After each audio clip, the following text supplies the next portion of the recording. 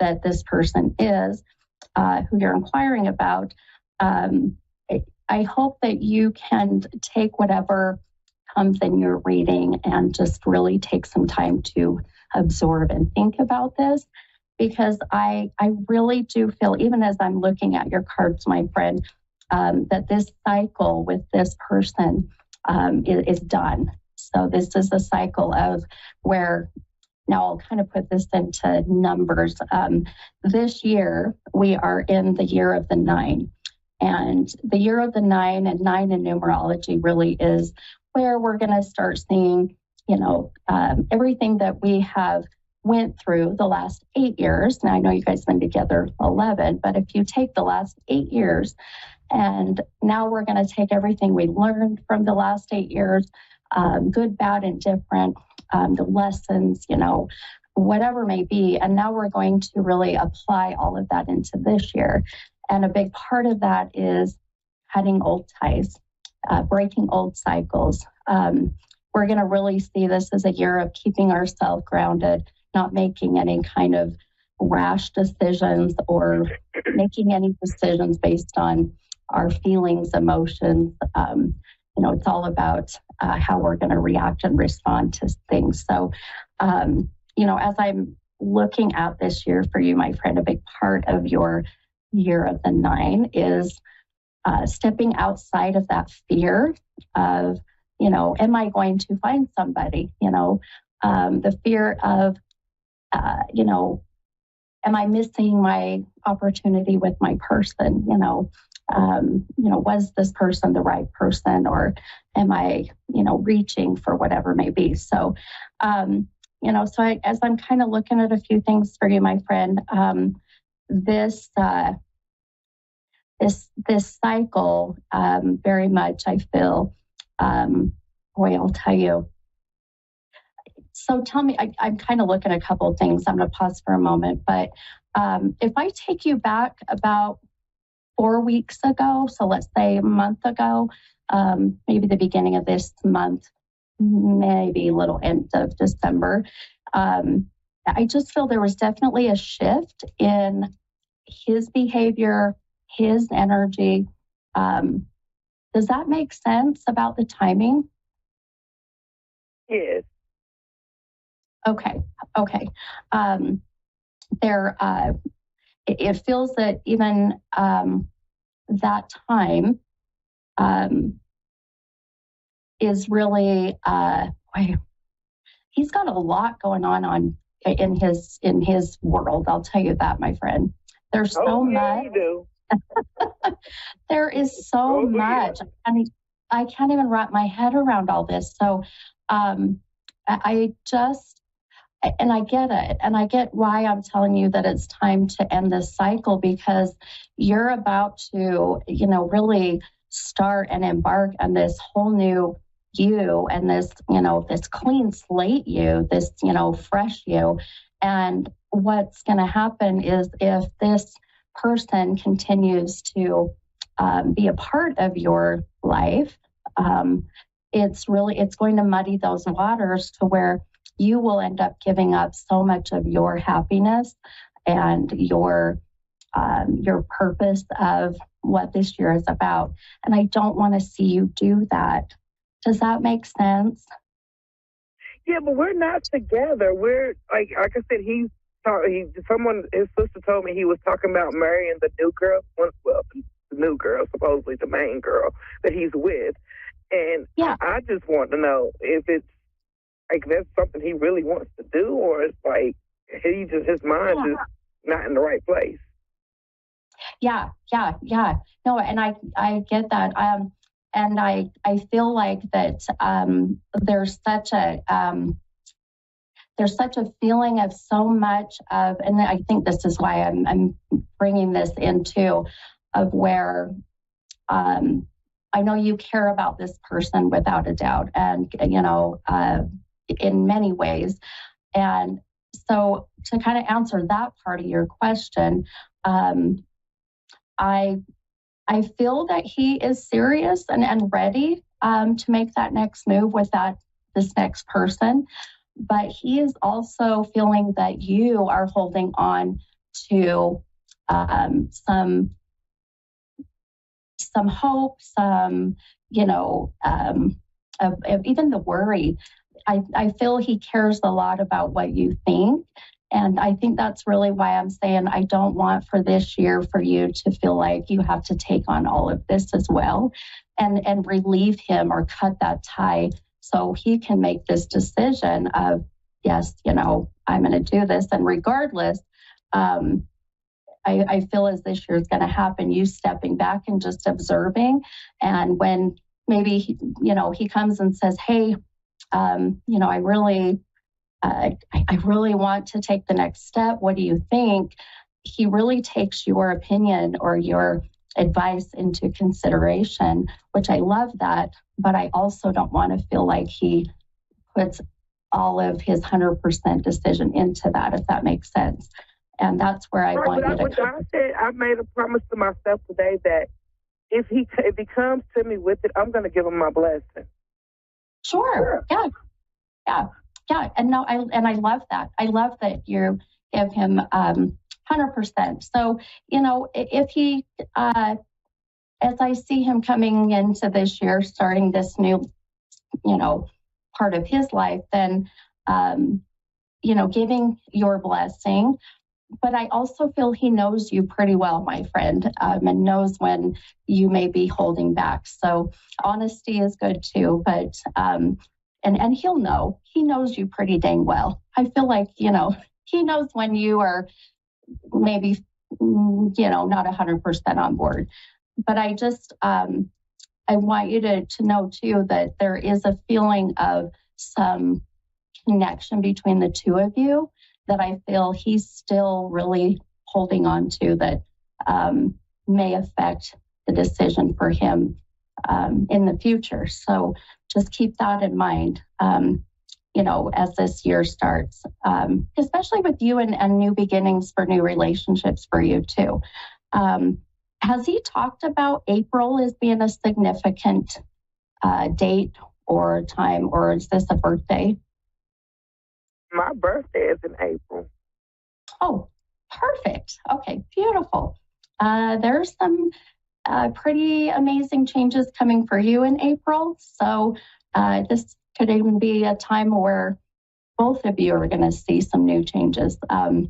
But April, I want you to keep that month in mind, more for you of where I feel you having some beautiful new beginnings as well. Okay.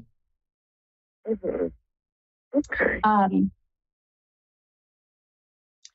I'm just making sure you've got a whole lot coming in. Okay. Just really quick, my friend. You guys have worked together for so long. He's only 37. Okay. Has and just, you can just tell me yes or no. Has your father passed or has his father passed? Both. Oh, okay. That's why I can't differentiate who. So I just have two fathers coming in that are so connected to both of you. So I may have your dad trying to step in and his dad. And what I think is very beautiful and interesting is the two of them, your father and his father, are just so incredibly proud of the two of you for being able to keep this relationship between the two of you still together. Because these two dads, I feel, know that the two of you will always be in each other's lives, for that matter. So, even that intention of, boy, if not both of them, one of them sure had the intention of seeing you guys together back in the day, being together. So that was his dad. His dad. Okay. Perfect. He still is very proud of that moment, by the way. Yeah, that was his dad. I love it. I love it. And, I love that both your dads are here to just say, regardless of what happens in the future, that the two of you will always stay connected, but to also, know that you may not be together again, as a couple or romantically.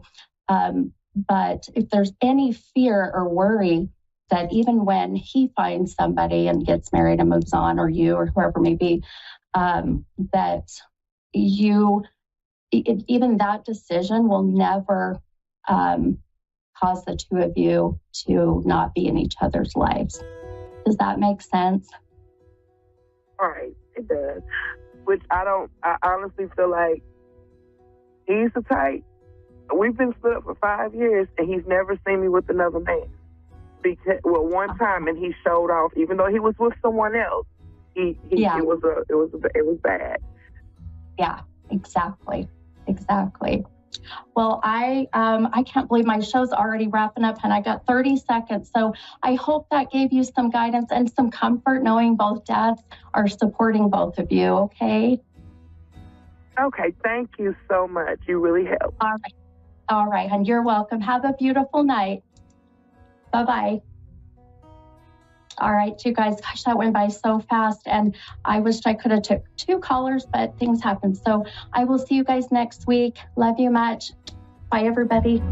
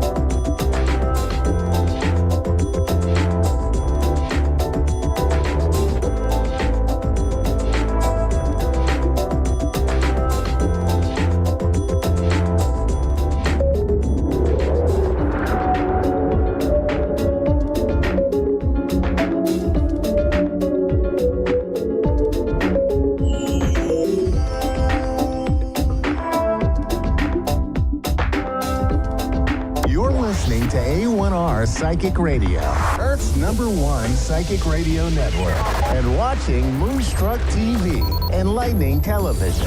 Welcome. Time for Intuitive Readings with Nay Mary. Live from intuitivereadings.com.au. Connect direct. In North America, dial 888-454-2751. In London, 20-3519-2158. In Sydney, dial 02-8488-3147. Or online, contact us through our Facebook page, facebook.com/psychic radio. Or one of our websites, askoneradio.com or moonstruck.tv. This is Intuitive Reading on A1R, the Ask One Radio Network. Hi, and welcome to A1R Psychic Radio. Wherever you are tuning in today, thank you so much, and I hope you're having a wonderful day or evening. I am Nay from Intuitive Readings, and I'm a psychic medium. And I help people find peace and purpose by connecting them with spirit to receive healing messages and to empower them to bring positive change into their lives. And I thought it might be nice today to, I suppose, explain a little bit about how messages come through to me, and in fact, how messages come through to all of us, because anyone can do this. This is not, this gift is not unique to me. This is something we're all born with. It's not extraordinary. It's completely natural. How you tap in or what your communication to spirit looks like is unique to you, but generally everyone can do it. So one of the most common techniques to communicate or receive communication from spirits is clairvoyance, which you may have heard of. So that is your ability to see messages from spirit. For me, that presents as usually little short video clips, but sometimes pictures as well. And I just deliver exactly what I see to the person that I'm reading for, and they explain to me how it sort of fits in their life. Other times, so there's clairsentience as well, and this is the feeling of spirit. And a number of clients say to me that, particularly when people have passed over, that they almost feel like they're in the room with them, or they might feel goosebumps when they think about them. That's a common one, actually, feeling goosebumps. And that is also a way that spirit will communicate with us as well. More subtly than that, though, I have, you can physically feel things too. So I remember years ago now, I was doing a reading for a lady who her grandmother had come through, and her grandmother gave me an object to hold, and I put my hands out, and I felt, much to my horror, I just felt something slithering across my hands with scales. And she had handed me this snake, and this snake was actually a very much loved, a dearly missed member of the family who the person I was reading for was hoping would come through. So, grandma was just a bonus, really. But yeah, so that's clairsentience, the ability to feel things. There's clairaudience, so hearing things. You might hear conversations, or someone might just say a few words. For me, particularly if I'm getting names, I hear things in waves. So I might hear a W and an E, and I know, okay, well, I've got a female, so it might be Winnie, it might be Whitney, and then I look to the person that I'm reading for to sort of determine what it is that I've heard there. There's clairgustance, so tasting things. That can be, I remember years ago too, I had a gentleman in spirit give me the most beautiful sweet strawberry I've ever tasted. And it turns out he was actually a strawberry farmer. And so that's how he was communicating to me what he did and something that he loved. Another gentleman I tasted seawater or just salty water, and it turns out that he swam in the ocean daily. His wife told me. So that is clairgustance. There's claircognizance, so just a knowing. People often call this, just your gut knowing. I remember years ago people saying to me, how did you know? How did you know that, your firstborn would be a son? And I just knew somehow. It's very difficult to articulate that one. Clairalience, so that's smelling. So some people might report that they could smell like someone's perfume. I'll often smell tobacco for people, and so I know that they would smoke with a pipe, which is different to if they smoked cigarettes. I see smoke. So just a little nuance there for me, but yeah, that's how that comes through. And the reason I'm sharing these examples is because I'd like you to consider in your own life how spirit communicates with you. You know, is it visually? Do you hear things? Do you think that did you feel something? When you think of those in spirit that you love, you know, what messages are you receiving from them in that moment? Is it memories? Are they showing you memories? So yeah, do think on that, because we all do have this ability. It's certainly not unique to me.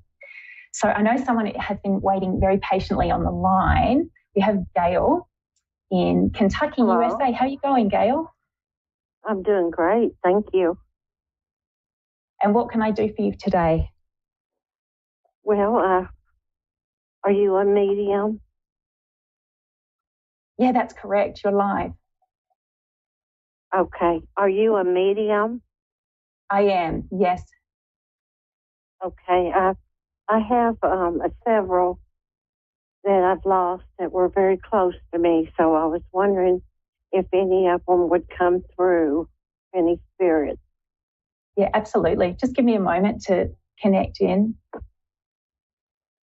I'm sorry, I couldn't hear that. Just give me a moment to connect in, Gail.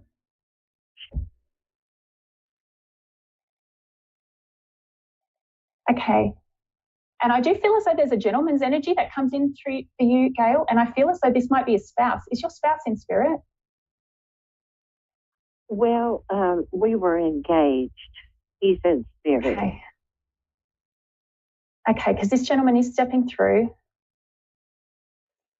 And he makes me aware, okay, so he is making me aware of planning, wedding planning as well. And he is showing me in particular like shoes, something to do with the shoes there. And it's like a shining of shoes. Please. Okay, well, because I do feel... I fell because I didn't have shoes on. I wonder if that could have anything to do with it just recently. Okay. Just bear with me. I'll just see what I can pick up from him.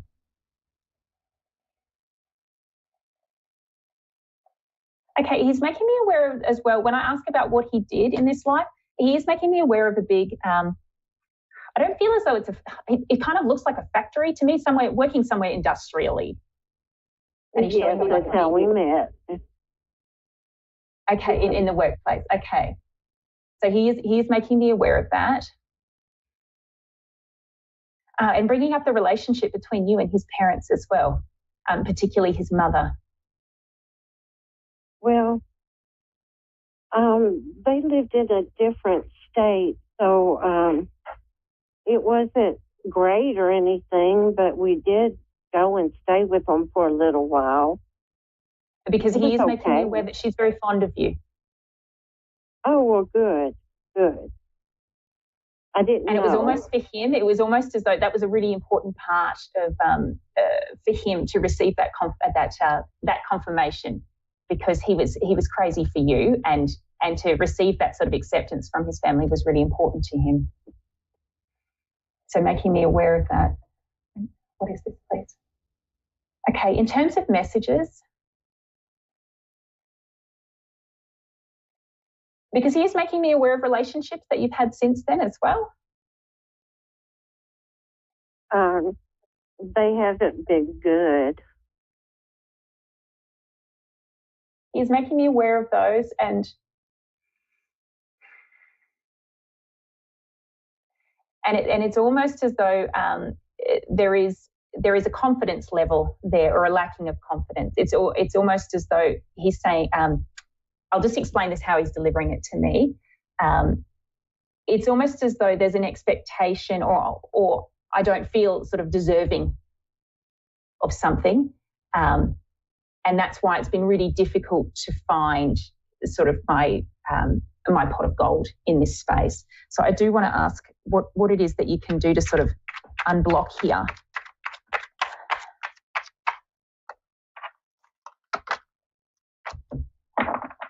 Okay, and what he's telling me, so I hear the word proud, and he's actually showing me now too, the Six of Wands. So what he's explaining here is just to be proud of who you are, and to love yourself. Okay. Because that's who you love. And it's going to be when you start. And also, okay, so just making me aware as well as a self-care and loving yourself, because that will actually change the energy around who you're attracting into your life at the moment. Okay. I do feel as though there is romantic potential coming in for you as well, and that is near future. When is that? Well, and this does feel like this does feel as though it is a really strong companionship with this person, and he is making me aware July for that as well.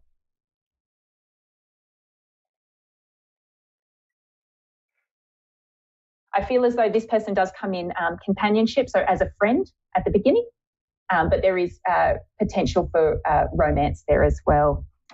And I'm just going to pull from my tarot deck to see how you can bring that in sooner. Oh, that was quick.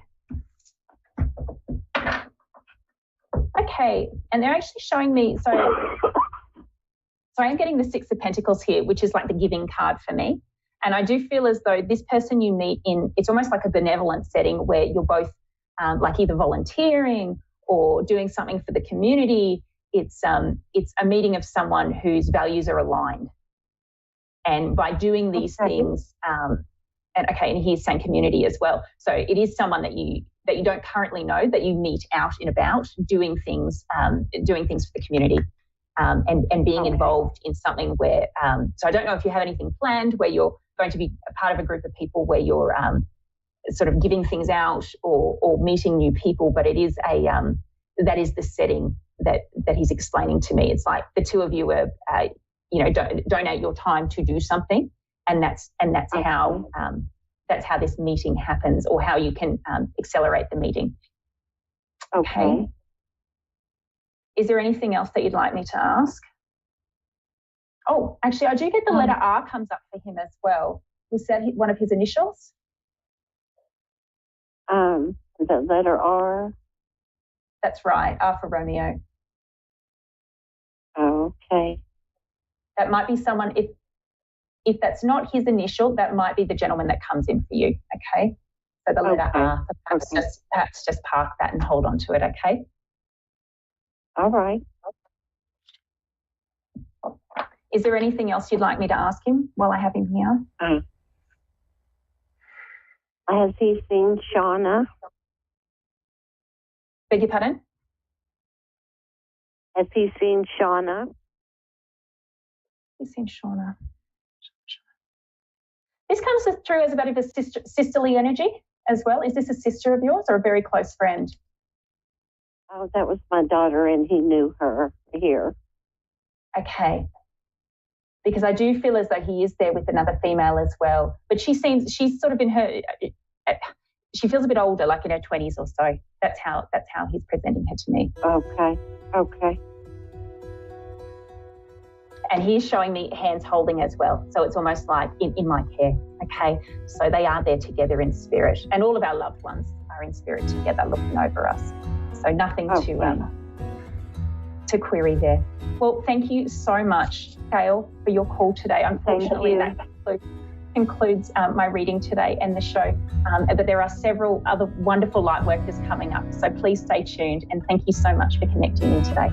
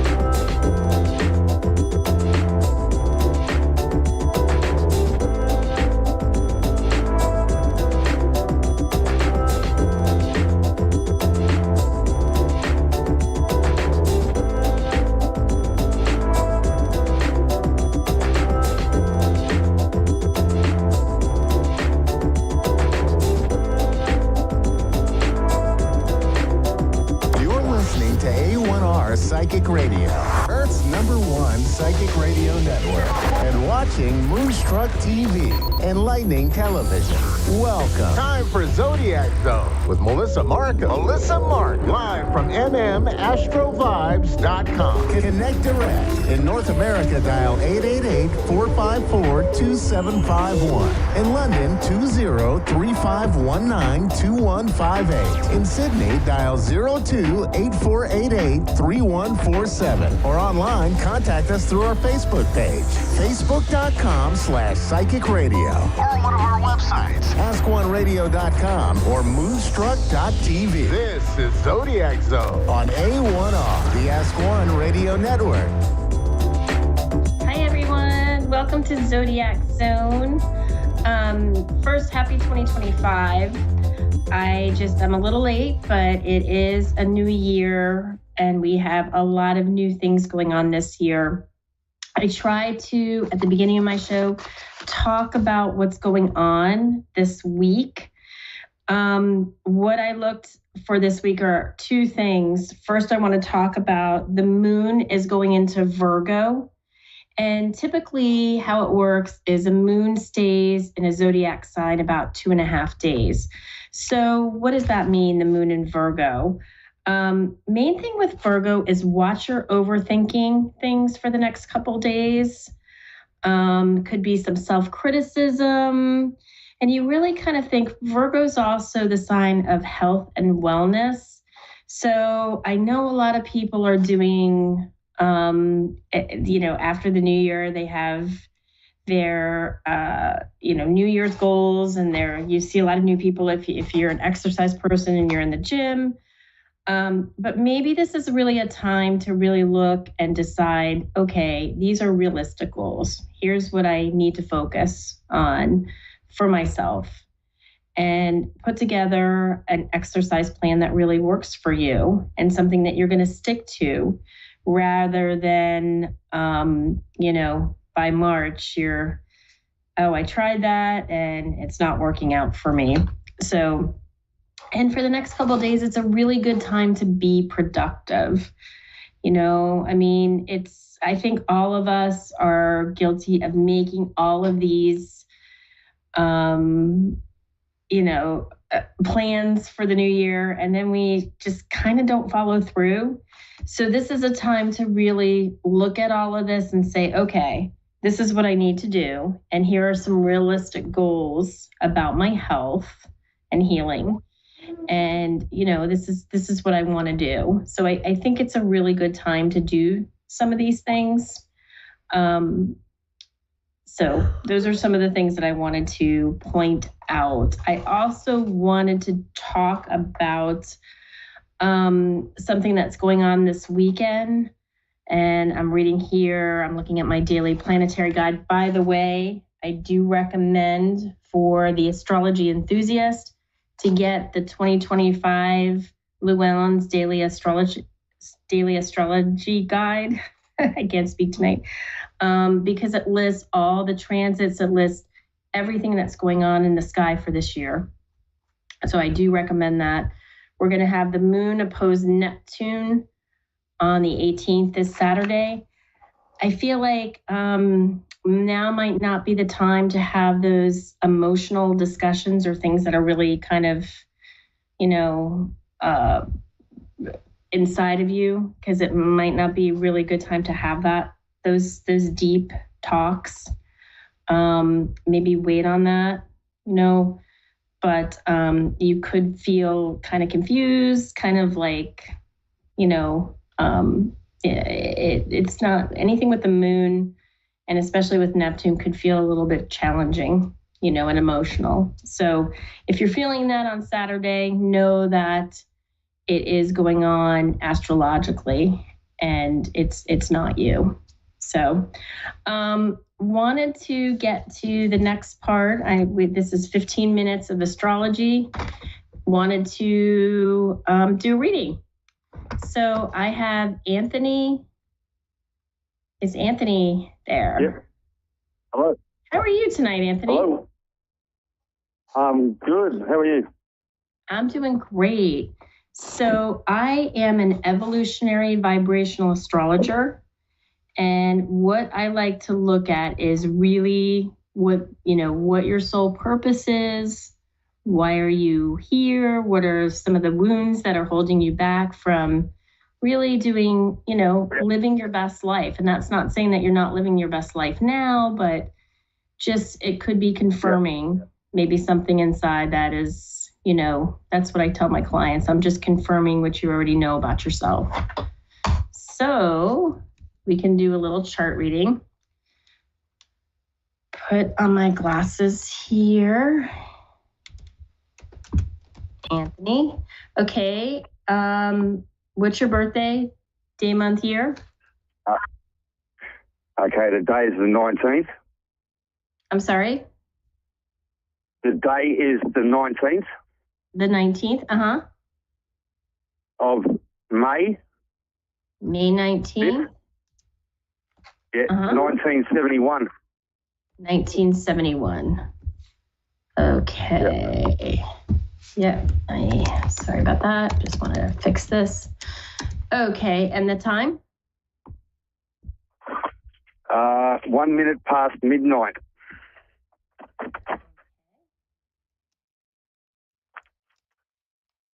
All right. And where is the place? Sydney, Australia.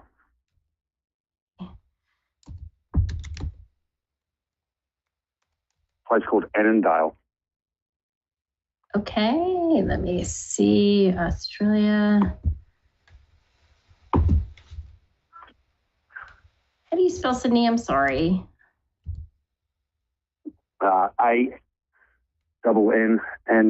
ANNANDALE. Great, got it. Sorry, it wasn't coming up in my program.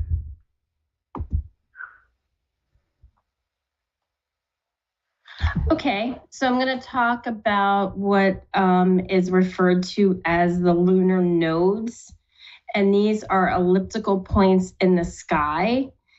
And you come in on your south node, and that's kind of the energy that it's the energy that and the whole purpose is to try to get to the north node. So I would say with Leo in the south node in the 6th house, in the 6th house is Virgo. I would say you probably tend to worry a lot. You're a warrior, and you might think it's all about you. A lot of times with the South Node in Leo, they kind of steer clear of group dynamics. They tend to, I want to say always self-isolate, but they can. They they can do their own thing. They're really good at. I know a lot of South Nodes in Leo that can just get up there and they're the performer, they're the person that can kind of get up and, they can have little subject matter expertise on certain things and just kind of get up there and be the actor. I don't know, does any of this kind of resonate with you? Do you find that you're that type of individual? I tend to worry a little bit, about things that probably I shouldn't. Yeah. And I would say because your north node is in the 12th house, it's really about letting, I'll just be very frank with you, let that shit go. Let it go. And it's really connecting to what makes you unique, the unique parts of you, of your personality. It's getting into, this is why you're calling tonight, right? You're probably gearing to the spiritual part of your soul and who you are and what you identify with now. What has worked for you in the past is like, okay, maybe it's time to really look into my spiritual journey. I've been hearing a lot about this, and this could be a good time with all kind of the chaos going on all over the world. And how does this all look? So I would definitely do that and investigate that even further. I would say I also look at Chiron. Chiron is the wounded healer. There's a whole backstory in Greek mythology about Chiron. You have Chiron in your second house. Second house typically means money, self-worth. I don't know if you have self-worth issues or you're worried about money. A lot of times when people have Chiron in the second house, they're really afraid of not having money, not having, afraid of being poor, something like that. I don't know if that's an issue for you. Are you like that? Yeah.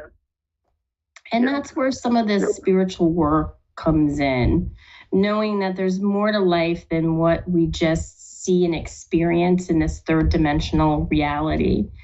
I mean, I had a very close friend of mine pass last week, and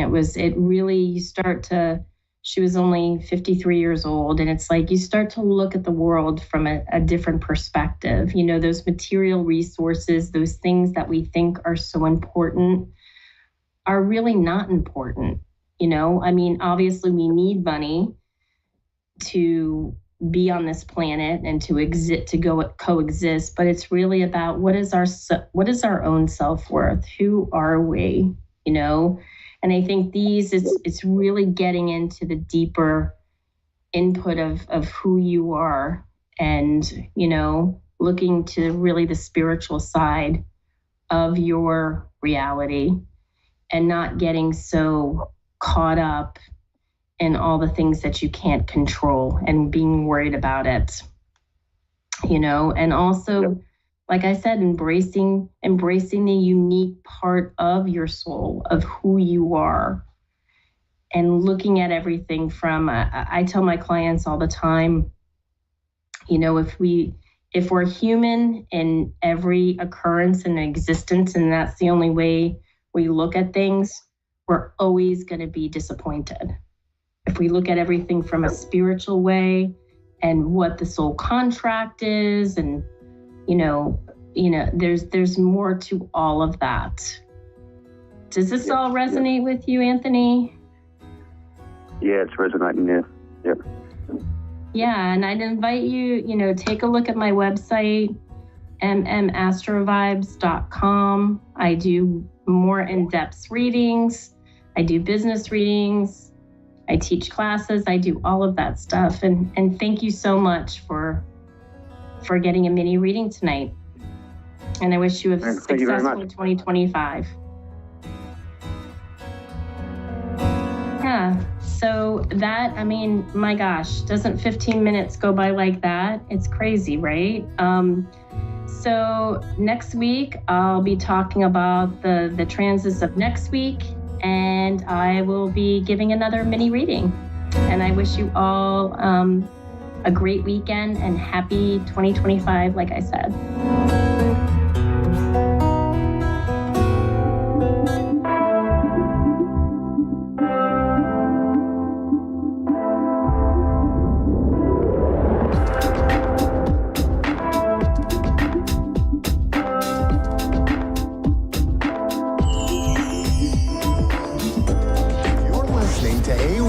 Psychic Radio, Earth's #1 psychic radio network, and watching Moonstruck TV, Enlightening Television. Welcome. Time for Sessions with Spirit with Gene Rose.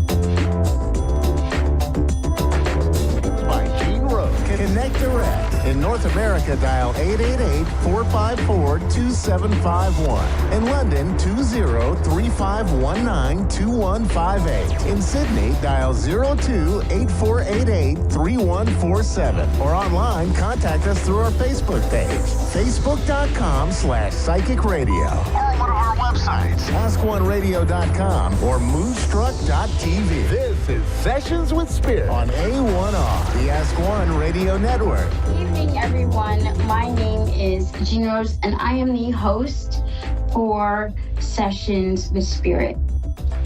Happy Halloween to all, or a blessed Samhain as I celebrate. Tonight is the night where we celebrate the lives of our departed loved ones as well as our ancestors. So it is a bit of a sacred time for me, as well as we are now upon the thinning of the veil. Yes, once it hit sundown, the thinning of the veil began.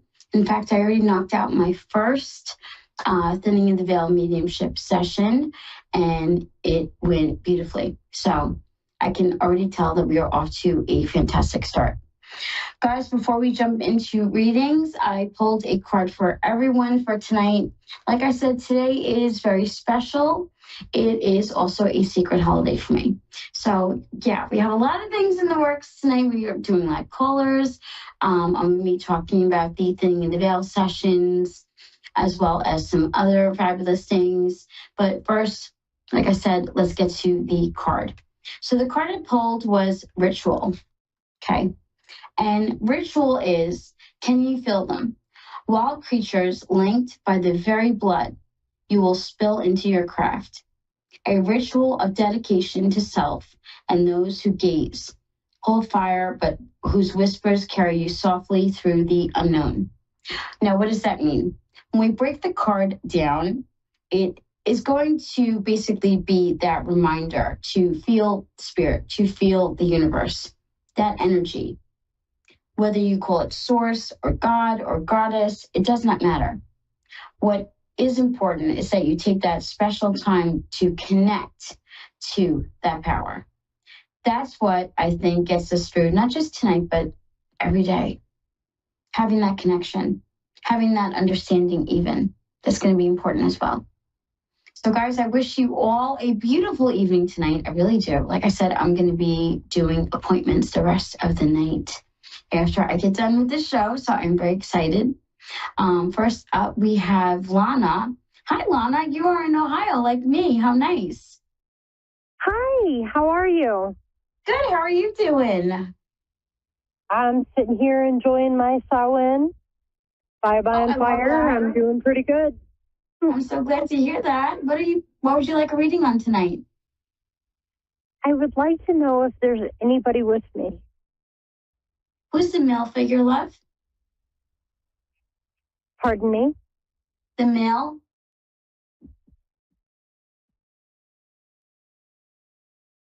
I'm sorry, I couldn't hear you. It's okay. Who is the male? The male? Yes, the gentleman. That's probably him. Yes. I feel him with you. You also have like a mother energy surrounding you. Does that resonate? And it doesn't have to be your direct mother. It could be like a grandmother or a very close aunt. But someone who definitely filled that maternal role. Yep. Oh, love. Well, tonight is the night of Samhain, and it also is the thinning of the veil. The thinning of the veil, just in case you didn't know, is when the veil between the two worlds, both the physical and the spiritual, become basically non-existent, allowing our departed loved ones to come over and basically visit us. Not that they can't the rest of the year, but this time of the year, it is definitely a bit easier for them to move around. If I'm to explain it in layman's terms, I definitely would take peace and solace in knowing that they are both with you, and they are definitely guiding you every day through your decisions, your actions, and your moves. Can you pick up anything else about the male? Did he pass young? Yes, he did. Okay. My condolences, love. Is that your son? He is. Because I heard him say mom. Yep, that's him. Oh, love. Lana. Oh, I wish I could just grab you and hug you right now. I know anything I say doesn't make it easier. I get that. But honey, he wants you to know that he is with you every single day. He never, you lost him, yes, in the physical sense. But baby, he has never left your side. Do you hear me? Because I can't feel him. I can't feel him anymore. I don't feel him. Is that what you have been expressing lately? Yeah. I feel him following me sometimes. Yes, that is close it. To yes. my right side. Mm-hmm. Yes. Just he wants you to know that that's not true love. Okay? You absolutely can feel him. You're not going crazy. That is him 1,000%. And also with the radio too. What about the telepathic? Definitely the messages that you think that he's been telling you, I would suggest following, like he's been giving you advice.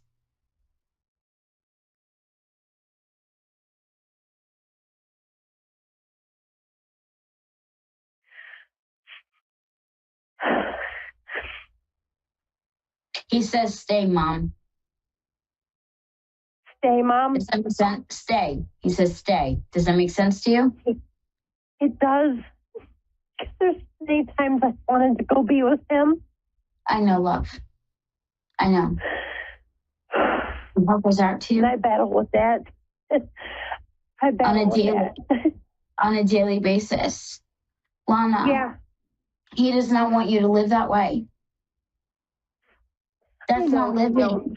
That's barely surviving. That's just, going through the motions every day. He wants you to live. He's at peace, love. Now make him happy and you live your life. So he can watch you do all these wonderful things.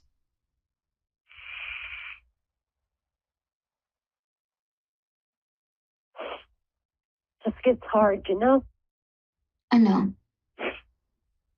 But do it for him. Do it for him and with him in mind. In honor of him. He can't be here to do it. Mad at him? What? He does giggle at mad that. At him. Yes, when you get mad at it, yes, it does kind of giggle at that. Yes.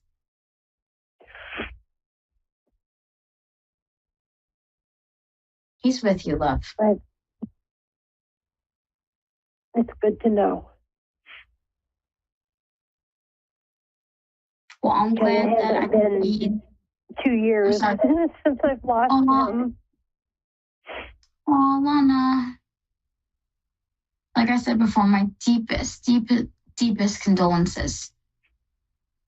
Thank you. You're very welcome. If you will do me the biggest honor and favor, okay? I would absolutely adore it if you went and found me on Facebook. And the reason why is I would love to keep in touch with you. And here and there, check in on how you're doing. I would love that. It's Connie. Just follow me at Tarot Readings by Jean Rose. Okay. All right. And shoot me a message anytime. Yeah. And that way I can keep tabs on you and you and I can keep in touch. Are you picking up on anything else? Just the fact that he wants you to be happy. Yeah, he said that a lot of times, but he means it this time. He wants you to follow through. He wants you to follow through. You got to follow through this time. You can't keep happy without him. I know. And I know it's easier said than done, too. I get that. Yeah. But he wants you to find the strength to do it. He says you deserve that happiness. You know what? I'm trying. Just making the call tonight for this reading That is a huge stride. So be proud of yourself for that.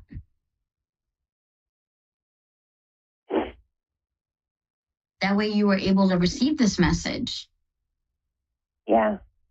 So that's huge. I mean, that's something you did for yourself. That's major. Yeah. See? He's been wanting me to be happy. I mean, yes. He wanted that when he was alive, too. That was always something he wished for. That was always something he wanted, was his mother to be happy. Yeah. So now make him proud. Look at it like that. Make him proud. I'm trying. Believe me, I'm trying. I know you are, love. I know. Like I said, definitely keep, like I said, definitely keep in touch with me. And that way I can check in with you every now and then and just see how you're doing, okay? I definitely will. Oh, Londa, thank you so much. You have a wonderful night. You too. Thank you. You're welcome. Bye-bye. Up next, we have Lisa. Hello, how are you? Good, how are you? Good, thank you. How are you doing this evening? Well, by you, it is morning. How are you doing? Yeah. Good, thanks. How's your day Happy going? Halloween. Good? Oh, good. Okay. What are we going to be reading on today? I just wanted to see if you could pick up anything regards to my financial situation. Absolutely. Let me pick up my tarot deck and we will pull a few cards. Has there been a recent change in it? Not yet, no. Okay.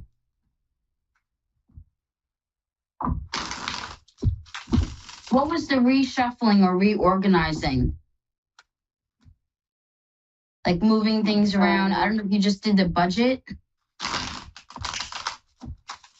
No, we just got rid of a few things that we didn't need anymore. Oh, okay. So that would be that reorganizing. That makes sense.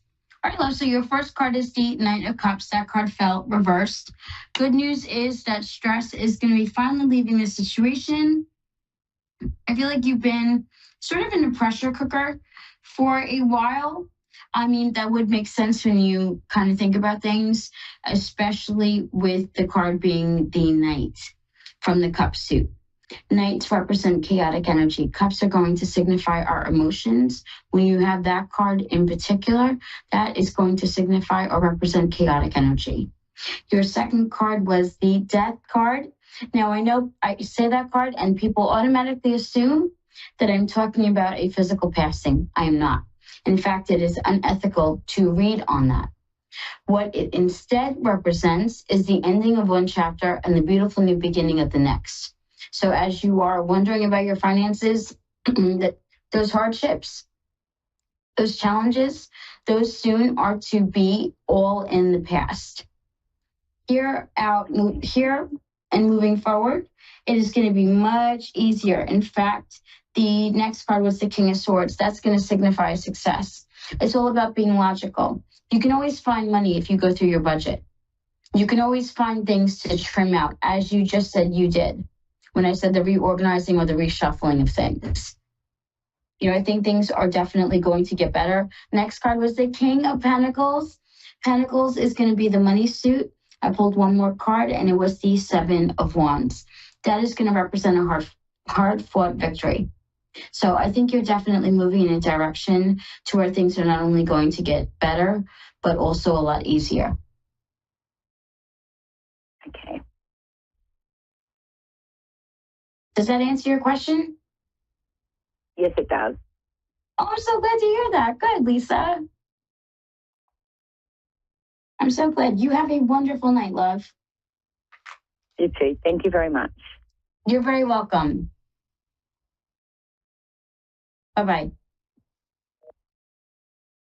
Well, guys, up next, we're going to be doing a couple of readings from my followers, or for my followers, I should say. We're going to be doing one for Aura and then one for David. David, actually, to give you a little backstory on David, David is an OG of mine. He was the very first client I had online, and he is still with me to this day. So, yeah, so a shout out to him. In fact, David, I'm going to start with you. I don't know why, but this deck I have just been in love with. I haven't used it in a while, and I recently came across it and started using it again, as I normally do with my decks. I keep them on a constant rotation. I don't know, it's just been shuffling and like reading really, really, really well. So, David, your first card is the Page of Swords. That's going to refer to the start or beginning of something new. I want to say like new communication, new ideas, new thinking. Second card is Judgment. That card is going to refer to reaching a decision. Don't be wishy-washy, though. Make your choice, stick with it. No backing down, no backing out. That is going to be absolutely imperative. Then, of course, we have the Knight of Pentacles. That card is going to be about movement towards money. Expect things to start to get a little bit easier in the finance department, especially where you have had disappointments or things fall short in the past. The last and final card was the Magician, and that card is going to refer to no longer procrastinating or being distracted, as it did fall reversed. Also, I want to say that budgeting, things like that, that too shall be successful. The Magician can also reference that. That's why I mentioned that. And with it falling reverse, that would be a successful budgeting episode. So, yay! Great cards, David. So happy for you. Up next is Aura.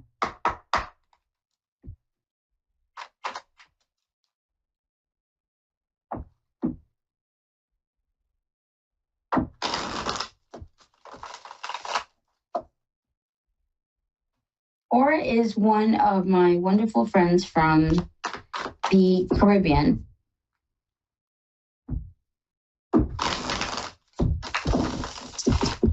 All right, left for you. I also pulled General. First card, love, is the Nine of Wands, okay? That is going to refer to setting yourself up for success. That is going to be of the utmost importance. Think about making a plan, how to put it together, how to move accordingly, so on and so forth. That is going to lead you to long-term, or the start of long-term success, because your second card was the Nine of Pentacles. This too can include money, because the Pentacles suit does refer to money and material things. The next card was the Tower card. That's going to refer to the carpet being ripped out from underneath you. I think this just refers to opportunity. Excuse me, an opportunity falling through, especially one that you expected to pan out. However, don't get too upset. It's only going to lead you to a bigger and better blessing. The next card was the Ace of Wands, and that card is, of course, going to represent unexpected opportunities, which I thought was absolutely fantastic. Like, oh my gosh, right? Talk about like things happening for a reason. Final card was the King of Swords. That card is going to, again, signify success. Could be in the area of logic, communication, thinking, also mindsets. Just remember, whatever you think is going to be what you manifest. So you might as well put that energy and intention to good use. Don't sit there and worry about what you don't want to happen. Instead, focus on what you want to happen. And that goes for everybody. Everybody who's listening, everybody who's watching. Don't talk about what you don't want. No, talk about what you want. Visualize that. Visualize how you feel in the moment when you see what you want or when you have what you want.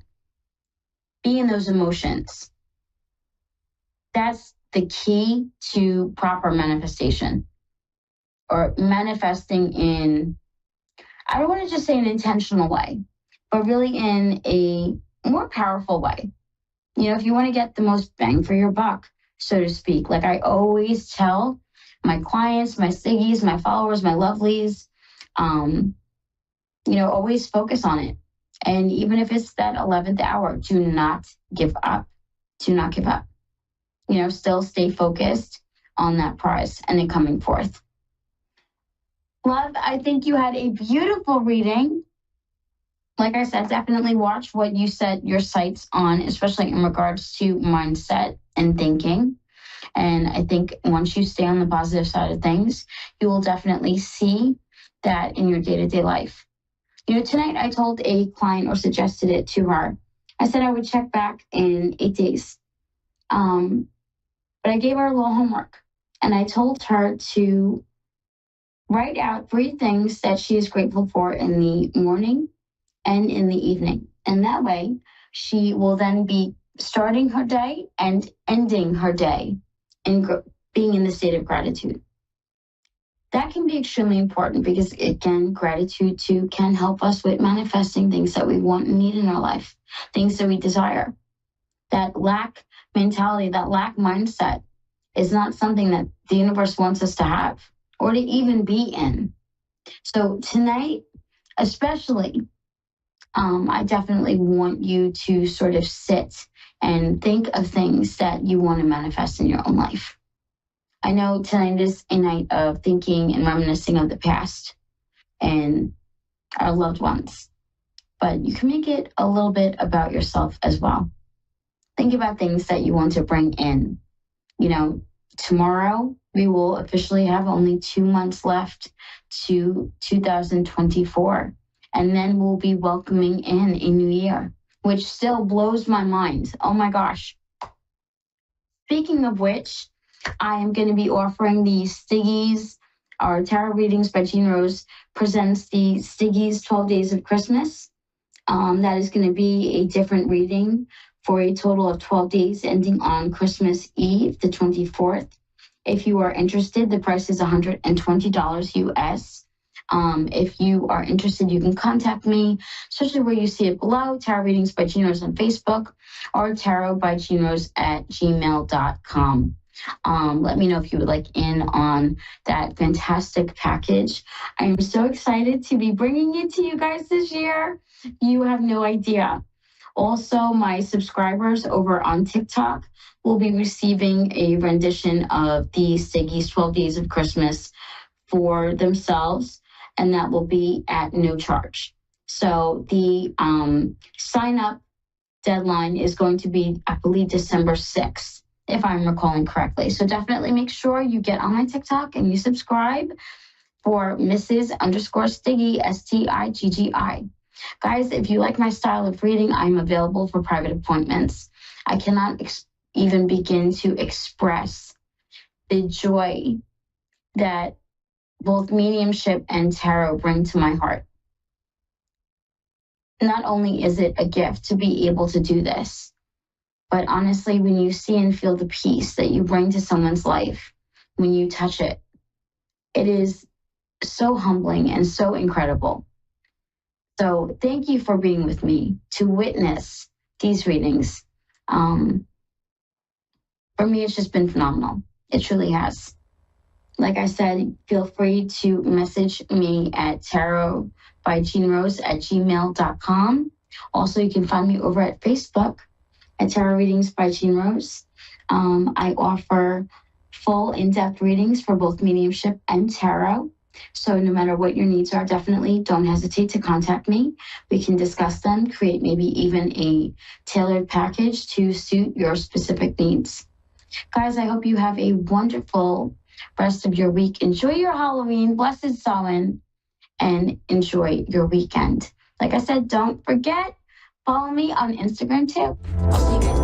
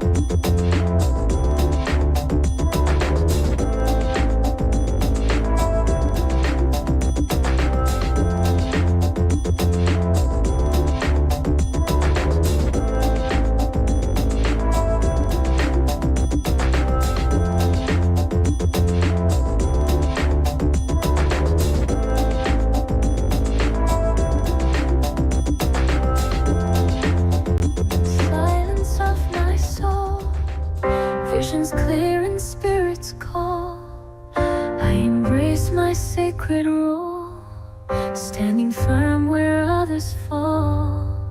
Whispers from another plane guide me through the unseen art. In my heart they remain, filling every broken part. I rise, embraced by the unknown, on paths of light that I alone have flown. Gifts revealed in every tone. In this mystic space I've grown. Each message is a stepping stone. My spirit straight fully shown. In every bone I own my throne. Psychic medium fully grown. I'm a throne, a psychic medium fully grown. I rise, embraced by the unknown, on paths of light that I alone have flown. Gifts revealed in every tone. In this mystic space I've grown. Sweet clarity, sweet clarity.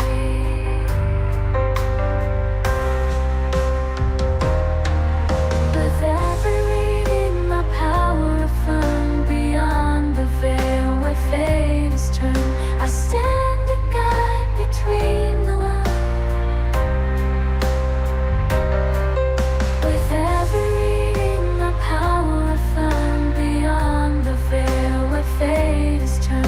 I stand a guide between the worlds. In clarity my wings unfurl. Sweet clarity, sweet clarity, sweet clarity, sweet clarity, sweet clarity, sweet clarity, sweet clarity. You're listening to A1R Psychic Radio, Earth's #1 psychic radio network, and watching Moonstruck TV, Enlightening Television. Welcome. Time for Welcome Your Woo with psychic Sarah Jane. Sarah Jane. Live from SarahJanePatton.com. Connect direct. In North America, dial 888-454-2751. In London, 20-3519-2158. In Sydney, dial 02-8488-3147. Or online, contact us through our Facebook page, facebook.com/psychic radio. Or one of our websites, askoneradio.com or moonstruck.tv. This is Welcome Your Woo on A1R, the Ask One Radio Network. Well, hello and good evening. Hello, I am Sarah Jane, host of Welcome Your Woo, where intuition, energy, and the mystical world come together to guide you through life's most profound experiences. Thank you so much for tuning in to receive intuitive insights, spiritual guidance, and conversations that will open your heart and mind. You guys, thanks for being here this evening. We are going to just pull some cards tonight and talk about the energy of the collective. There's a lot happening right now, as you are aware. This is going to be a big year for massive changes, transformation, exposure, disclosure, all the things. So expect a wild, wild ride as we lay out the foundations of this year coming. You guys, I think that for many people, this will be a year for big shifts. The things that are no longer in alignment with us have to go. So this will be a year of alignment for many. When you come into alignment with your higher self, when you come into alignment with your purpose, when you begin to live your passion and do the things that fill up your cup, you will elevate your vibrational frequency within the planet. And when you elevate your frequency, it creates a ripple effect outward. So you can actually help elevate the frequency of others as well. So, in what ways can you elevate your frequency? So one of the things we can do is we can sink into our gratitude. So whenever we are having moments of fear, scarcity, shame, those are the lowest vibrational frequencies that we can be in. And I'm going to be really raw for just a moment and very vulnerable for a second. That's part of one of my gifts is my transparency. I've actually been experiencing that myself right now because I too am human. And as someone who really does focus on mindset and pay attention to my affirmations, that self-talk that we have, that internal dialogue, I am also reminded that no matter how much we practice this, we have moments in our life where circumstances occur, situations happen, life just unfolds, where we sink into those frequencies, those emotions. And that's part of the human experience is being able to learn how to master those emotions. And so I want to just let you know that I don't just talk the talk, I walk the walk. So earlier today, as I was really moving through this experience of shame and feeling like I wasn't good enough or I hadn't done enough, as my fear was setting in, the scarcity, I could feel my frequency lowering and I knew it was happening. I allowed that to happen. I let it just be what it was. I allowed myself to lean into that uncomfortable feeling that I was having. And then later, I was speaking to a group of people and then I chose to sink into my gratitude. So whenever we have those lower frequencies show up, we get to choose how we either respond or react to them. And trust me when I say that I've spent a couple of days reacting. And as I moved through that, I realized today it was time for me to shift. And I get to choose that. And the way that I got to choose that was choosing to find the gratitude no matter what, to express how grateful I was for all that I did have, and to realize that the fear is just what I like to call false evidence appearing real, and that there's nothing to be shameful for, that I've done the best that I can do. And so I wanted to elevate that frequency and my vibration and help me get out of that. So the quickest way I know to do that is by being my authentic self, expressing my true emotions, and by expressing my gratitude. Authenticity is the highest vibrational frequency we can be in. So like I said, if you want to get out of the lower frequencies when you're in them, find your authenticity and your gratitude, and it will help pull you out of those moments when you feel like you're in that despair and you can't get out of it, because that can feel very real at times. And that is how I've been feeling the last couple of days. And I think that that's really reflecting a lot of what's happening in the energy of the collective. So let's just pull a couple of cards really quick. Let's see what Spirit has to say for us for the collective overall message. I'm going to pull just 3 cards right now. And Spirit, what is the message for our listeners tonight? What do they need to know about the energy right now, currently? Oh, looks like we got more than 3 here. All right. So the first one we have is obstacle. Find another road, flexibility, and change. It's really interesting because I'm talking to you about my experience here. And that's what I've been having in my life is obstacles, things that have felt like they were in my way. I'm reminded as I read this card to tell you that, and this is for myself too, know that when I'm speaking to all of you, it's always reflecting back to me. So the message is always for me as well. But when we think of the obstacles or we think about it being a rejection sometimes, rejection is God's protection. And I'm reminded of that. So anything that is a no or doesn't land where we want it to, there's a reason. And if we can trust that, then we're able to forge forward. So it is having the ability to be flexible and to accept the changes as coming. And if I'm being honest and truthful in my own experience, that's what I'm struggling with. There's a massive shift and change happening in my life where it's creating uncertainty, where I'm having and forcing myself to step into the unknown. We all get very complacent at times because the unknown is often uncomfortable. Growth can be really uncomfortable. But if we're not growing, we're decaying. And I know that these obstacles standing in my way are there to protect me because there's another way that I need to go around it, or there's something else that still needs to present itself. The next card I have here is astral messages, connection, belonging, ask for help. I am laughing at this because my post earlier today literally was like titled something like "Ask for Help, Unnecessary Step." My overall theme for this year for myself is ask for help. So it's very interesting to get this card because I'm talking about myself and my own experiences, but I like to be relatable to the collective, as I know many of them have. You guys are having similar experiences. But if we can remain in our connection with spirit, with our past loved ones, with those that support us in the most amazing ways, then we will have incredible results. And we often have to ask for help. And that is not always easy. And I am super clear that these messages coming through, like I said, they're for me and for the collective, for anyone that's listening. But in what ways can you ask your spirit team to support you? It's not always in the physical when we think of the help that we need. Sometimes we do have to ask for help from the spiritual realms. That is available to us as well. The next card I have here is soul agreement, soul mission, soul plan, life purpose. So a couple of things around this.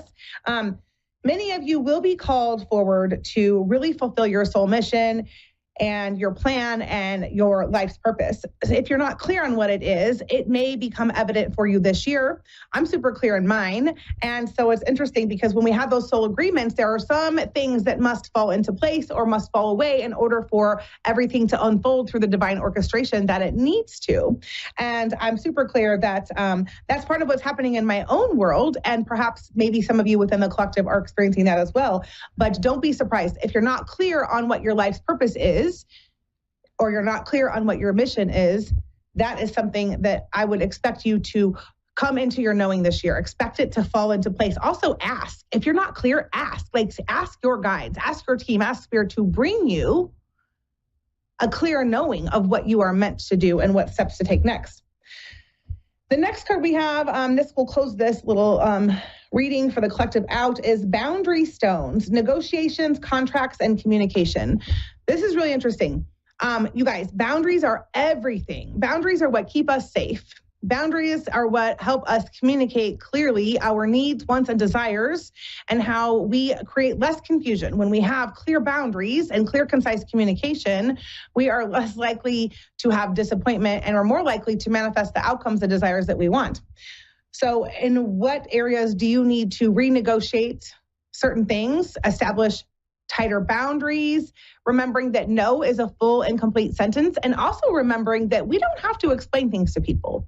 We can just answer the question. We often think that we have to say no because or no but no period is a complete and full sentence, and you don't owe anyone an explanation. So that's something else for us to consider as we move through this space of communication, is stop over communicating things that are necessary. What can we communicate in order to be heard, seen, and then move forward? So maybe letting go some of the unnecessary fluff that keeps us kind of stuck in that conversation, connection, when we're really needing to create a stricter boundary or more clear boundary with others. Okay, let's see. I think we're gonna take a caller here in just a second. It looks like we have Monica in Omaha today, Omaha, Nebraska. Hello. Hi, Monica. Can you hear me? Just general. Yeah, I can hear you. How are you? I'm good. How are you? I'm good. I'm doing some card pulls today. Do you have a specific question, or would you like to have just an overall reading for 2025? Yes, the overall reading for 2025. All righty. Let's see. Have you been thinking about going back to school or taking a class of some sort? Yeah. Yes. What is it? Do you care to share? Music production. Music production. I'm hearing go for it. Shoot for the stars. It's music production. Yes. What I heard was go for it. Shoot for the stars. Oh, okay. Okay. So I just pulled a few cards for you. Weather the storm. So the first thing that I'm being told for you, Monica, to take a look at for 2025 is expect the unexpected. Embrace the changes as they come in. Let these things change you. So we know that the storms come in to shake things up. I'm being told that like thunder, when you think of it, it's like a shift in the energy, right? And Yes. storms come to shake things up. But what happens after the storm? Everything dries up, the sun comes out, and that's when we often see a rainbow even, right? So your pot of gold will be on the other side of the storms that you weather. So there may be some, I'm seeing maybe like, looks like February, March area, there may be some rocky weathering experiences that come up. Nothing major, but just stuff that may show up. And Spirit says, just remember that when it shows up, it's okay. It's here to shift the energy, which is really interesting because your next card that you have here, Monica, is releasing the past. Emerging, transforming, energies transmuted. So what it looks like is probably anything that's been holding you back, Monica, anything that's been weighing you down from your past, whether it's in this lifetime or perhaps even in past lives, but specifically in this lifetime, I feel like any traumas, this is the time where Spirit's asking you to release any of that that's holding you back, that's keeping you from stepping into your authentic self. If there's any fear or scarcity from the past, Spirit's asking you to let go of that so that you can receive your windfall. I don't know what that's about, but like, I don't know if money's trying to come into your world, but I saw like a pot of gold and then I saw a windfall, but there is some things and some old beliefs that's being asked of you to release and let go so that you can welcome that in. Okay. Then yeah, I feel that. And I've been told that a lot. Oh, okay. Well, that's good. So that's validation, right? If you've heard it before, you're hearing it again. Yes. You also got the Edge.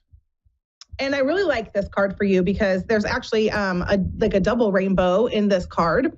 And it says, take a chance, do something different. So the definition of insanity is doing the same thing over and over again, but expecting a different result.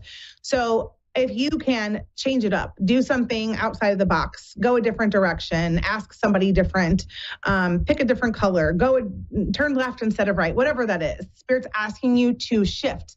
Even changing the energy in your home, rearranging furniture, the feng shui will help shift energy in the house. And the next thing that I'm really hearing for you, Monica, is get clear on your vision. Be super clear on what you want to manifest. The more clear that you can be and the more that you spend time in your imagination creating the life that you desire, being a deliberate creator, the more likely you are to manifest. Okay. Let's see. I'm going to pull a couple more cards for you. Do you have any specific questions for me? Yeah, just like maybe busy says about finances right now. Just like it's been really hard. I lost my job, so I'm trying to look for another job, and so I need a job. Yes. I think that is happening with a lot of people right now. And I think that the reason that they're losing their jobs is because they're not, and this could be the case for you as well. I'm not saying that it necessarily is, just feel into it. If it feels like this could be it, then I would definitely say that it's a yes. But if the job you lost wasn't in alignment with your higher self, right? What happens is when Spirit knows it's time for us to move on, but perhaps we're not moving ourselves, then we often have to let the universe do it for us. So that's kind of what probably happened is it was a squeeze. It pushed you out to help you get on the path of the next road. It's interesting because I just put all the cards back in the deck and this one flew out again. You got weather the storms, let it change you, embrace the unexpected. So just double validation that these storms that are coming at you right now are here to help change you and shift you into the best version of Monica.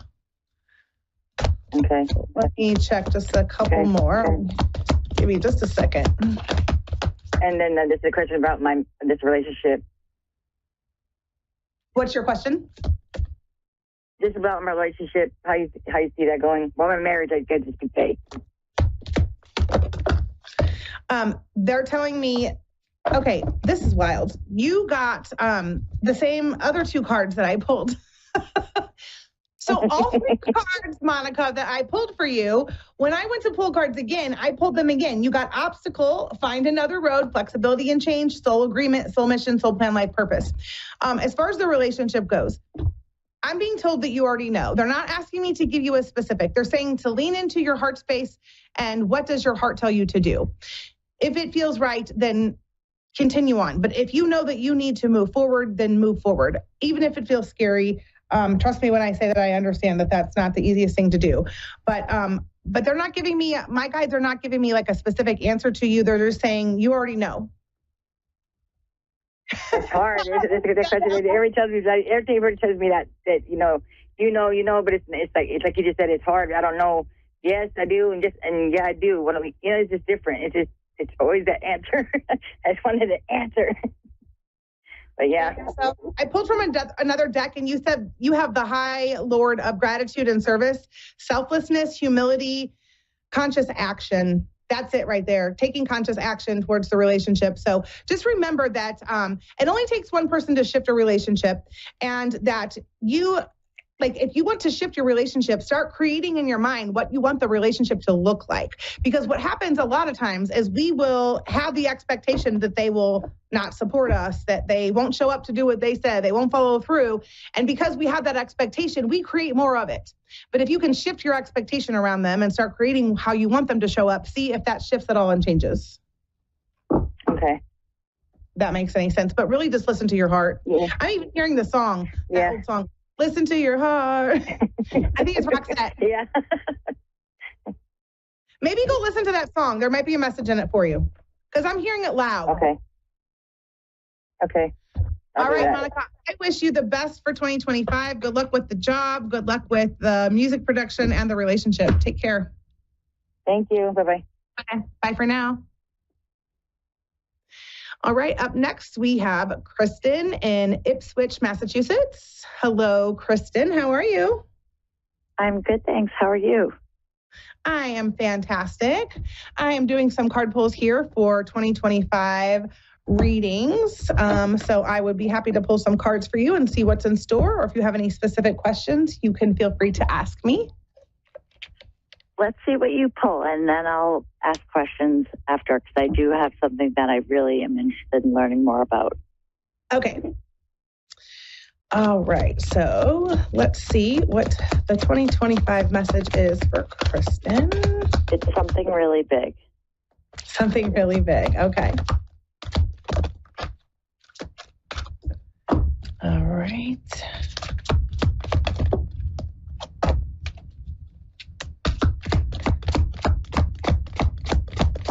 I got two cards. I'm just waiting for one more. I'm shuffling.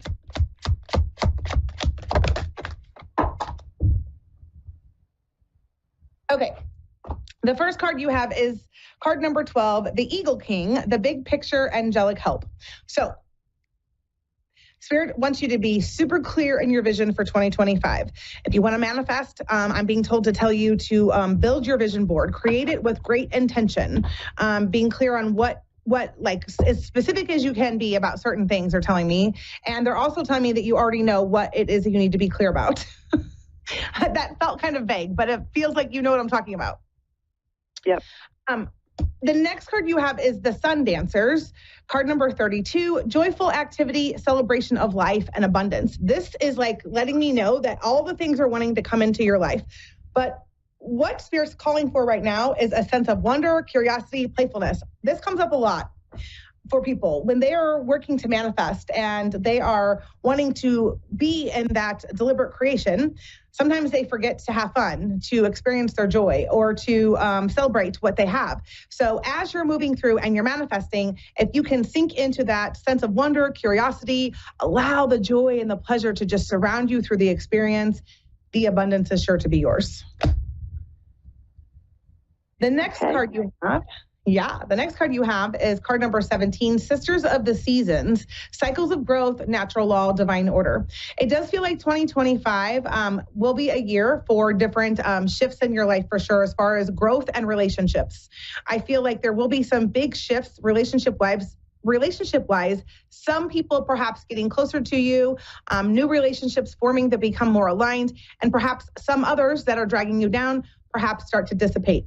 I am being told there may be some people you need to release and let go of, and that's okay. You don't have to make a production about it, but it can be a slow backing away and a just like, less interaction. But if people are draining you and you're not able to hold space because they take more than they give, or the reciprocity isn't in flow with both, giving and receiving, then don't be afraid to set the boundaries and say no. That it will be super important, but that will be part of that cycle of growth that you do experience, that this card is telling you. And but this is just part of the natural law and the divine order to help set you up for your success, to put you on your highest timeline. Okay. 2025 seems to be like a good year for you, a year of change, growth, transformation. I'm seeing a new car. Is that something you've been thinking about? Nope.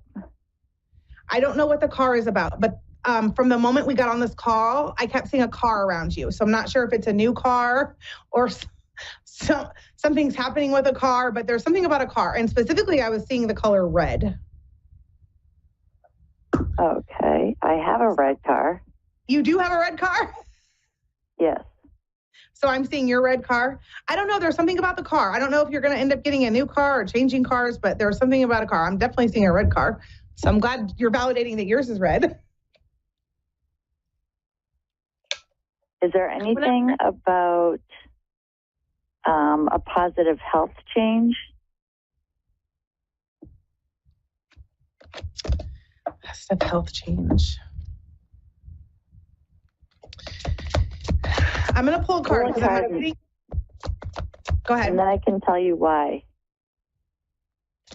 I'm not getting a whole lot around it, so I can pull some cards to see what comes out. But energetically, I'm not receiving a message. You have the resting tree, patience, stillness, card number 22. Okay. So, as far as whatever the illness or whatever the health thing is it an illness, or is it like, can you be more specific with me?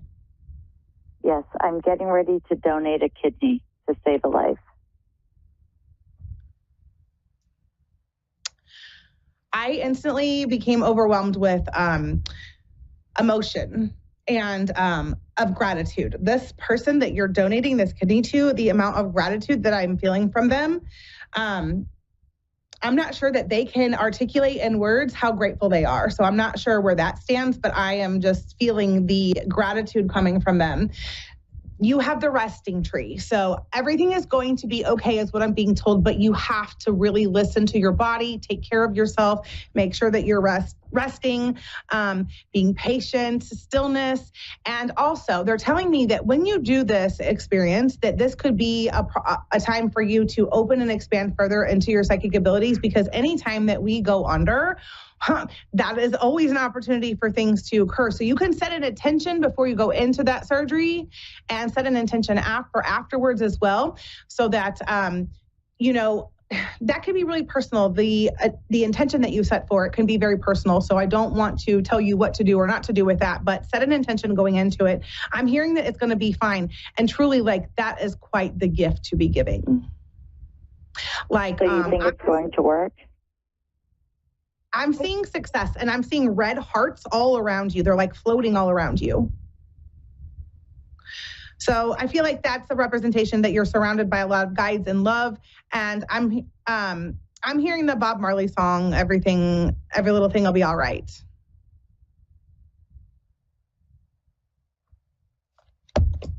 Are you there still? Yep. I'm just writing notes. Yep. So I do have to end the call because our show is just about over today, Kristen, but hopefully that is helpful. I am seeing this being a success and that you truly are giving such a gift. And like I said, I'm feeling all of that gratitude around your person that this is for. Do you have a personal relationship with them? Yes. Yeah. There is a female guide. I cannot tell who it is, but it feels like maybe a grandmother or a mother that is saying that they will be with you through the entire thing and there's nothing to worry about. Could it be his sister? Could be. I'm hearing I'm very proud of you. On my side. I'm not sure whose side it is. It's just a female that's by you. Okay. It's a female. So All right. I hope that this was helpful for you, Kristen. And if you have any questions, you can certainly reach out to me at welcomeyourwoo@gmail.com, and we can go a little bit more into it. But I am feeling like everything is going to be just fine. That's great. Thank you so much. You're so welcome. Happy 2025 to you. I wish you the best. Thanks to you. Okay. Thank you. Oh my goodness, you guys. Well, that is a wrap for tonight's episode of Welcome Your Woo. I hope that you've had fun hanging out with me this evening, and I hope that you got just enough to return for more next week, where we will be talking more about expanding into our intuition and psychic abilities. Until then, if you are looking for more clarity or spiritual guidance, you can book a personal session with me anytime at sarahjanepatton.com. You guys, I am doing 90 sessions in 90 days, and I'm offering sessions for $150. My sessions are normally $222, but for the next 90 days, if you want to catch a session with me, they are $150. I promise you, they are magical and amazing. This is just a tiny glimpse of what you get in an hour session with me. So I look forward to serving you and growing this audience. Don't forget to invite your friends. Also, check me out on Welcome Your Woo, my with Psychic Sarah Jane, my Facebook group, where I do lots of lives and other intimate connections in there as well. I have some classes coming up that I'm sure that you may be interested if you're looking in expanding into your spiritual gifts and opening up your psychic abilities. If you want to stay connected, make sure that you come back and tune in every Wednesday night at 10 p.m., 9 Central. Until then, remember to stay open, trust the journey, and as always, welcome your woo. Bye for now.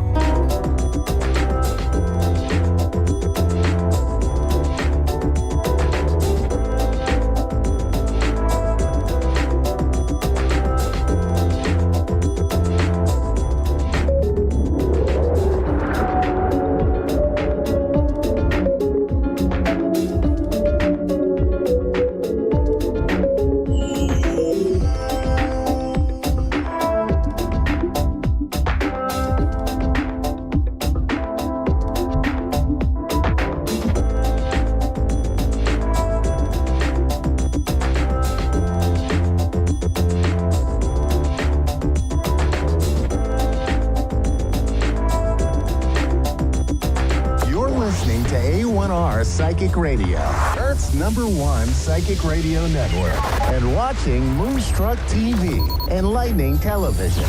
Welcome. Time for the Hallie Elise Show with Hallie Elise. Hallie Elise. Live from HallieElise.com. Connect direct. In North America, dial 888-454-2751. In London, 20-3519-2158. In Sydney, dial 02-8488-3147. Or online, contact us through our Facebook page, facebook.com/psychic radio. Or one of our websites, askoneradio.com or moonstruck.tv. This is the Hallie Elise Show on A1R, the Ask One Radio Network.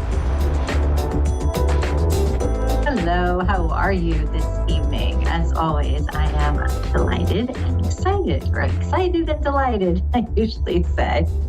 So glad to be here with all of you tonight. I was thinking earlier about something that we all kind of take for granted, and that is we look at someone and we go, oh, they're not very nice, or they're not put together, or they're pretty, or they're ugly. We make judgments, and it's really interesting because even when we think we don't make judgments, we do. It's just natural for human beings. So I'd like to point out that if you're dismissive of someone, you might want to ask yourself why. Is it something that they are doing that is kind of reflective of something that you perhaps do and you don't like? Or is there that judgment there? And if there is a judgment, perhaps check in with yourself and ask, is it possible there's something going on with them that I don't know about? We don't often do this. I would love if when we're in school, especially primary school, if we were taught certain things such as critical thinking and listening to your intuition and actually caring about everyone.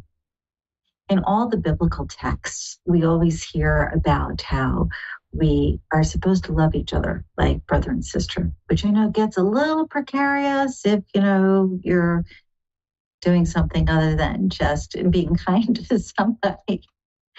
But if we take it in the purest sense of the word, we are supposed to love each other. We don't, how to put this, we don't have to specifically like every person, but there is an energy to loving every person. When we put out that vibration of love, it comes back. We become more lovable. We also become more open to hearing better all that is for us from the divine. Just a little something to think about. So if you find yourself making big judgments or little judgments, if you're just making assumptions, perhaps check in with yourself. See where your vibration is. Are you unhappy in the moment? Are you frustrated? Do you really believe that person that you're looking at is doing something they shouldn't? Take a look at yourself for a moment. You're the only one that will know you are doing it. No one else is going to be aware. However, it could make a huge difference in your life because we create our own reality. All right, we have Morgan on the phone, I believe from Colorado. Hello. Hello. How are you this evening? I'm doing well. How are you? Good. Did you have a specific area of focus you wanted to look at or a specific question? I kind of was just hoping to see what comes through. Maybe anything in love would be great, but I just was open to receive. Okay, perfect. Being open to receive is the best way to receive. Absolutely. Okay, it's interesting because you asked about love, and I was just saying a moment ago, as far as, we raise our vibration and we become more lovable, and you're really great about that. Not that you don't have an opinion of other people, you do, like we all do, but you're really great about putting out that frequency that is in alignment with love. You're good with animals and nature. You're kind to old people. You're kind to little kids, even if they drive you crazy. But your core is where it should be in respect to interact with people on a loving basis. As to romance, though, specifically, here, and it's funny because I started out with judgment. You got a little judgment, and I think we all do. So this is not a criticism. I really think, we all have this thing in our mind as to what it's supposed to look like versus just allowing. It's really hard to sit in faith and go, okay, I'm going to just wait and see what happens. We kind of know what we like and what we don't, which is a good thing, because if you don't know what you don't like, then it just shows up. Okay, all that said, it's extraneous. I keep hearing May, as in M-A-Y, the month, not as in the name. There is something really spectacular from the way it feels that should be taking place in May, because I get the number 5, and I don't feel like it's 5 minutes from now or 5 days from now, but it does feel as if the springtime specifically, and again, I hear May, is going to have love in it for you. And I just saw like a ring of pink, a pretty pink. It was like a deep rose pink that showed up for me, which means that be open to really having the best romantic time of this year, beginning in the spring. As to other things, I keep hearing education and I keep hearing patience.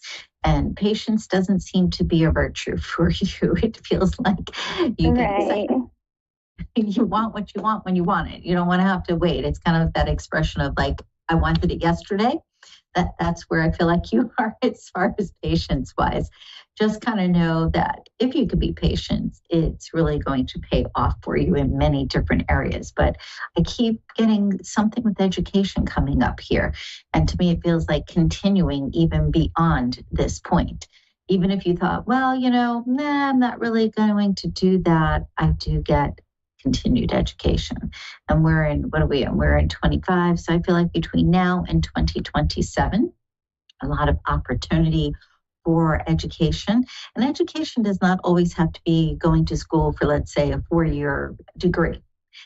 Oftentimes it's short periods of time that you get a certification or that you go in for continued ed, but I do get that education right here around the corner for you. I get it as being a very positive thing.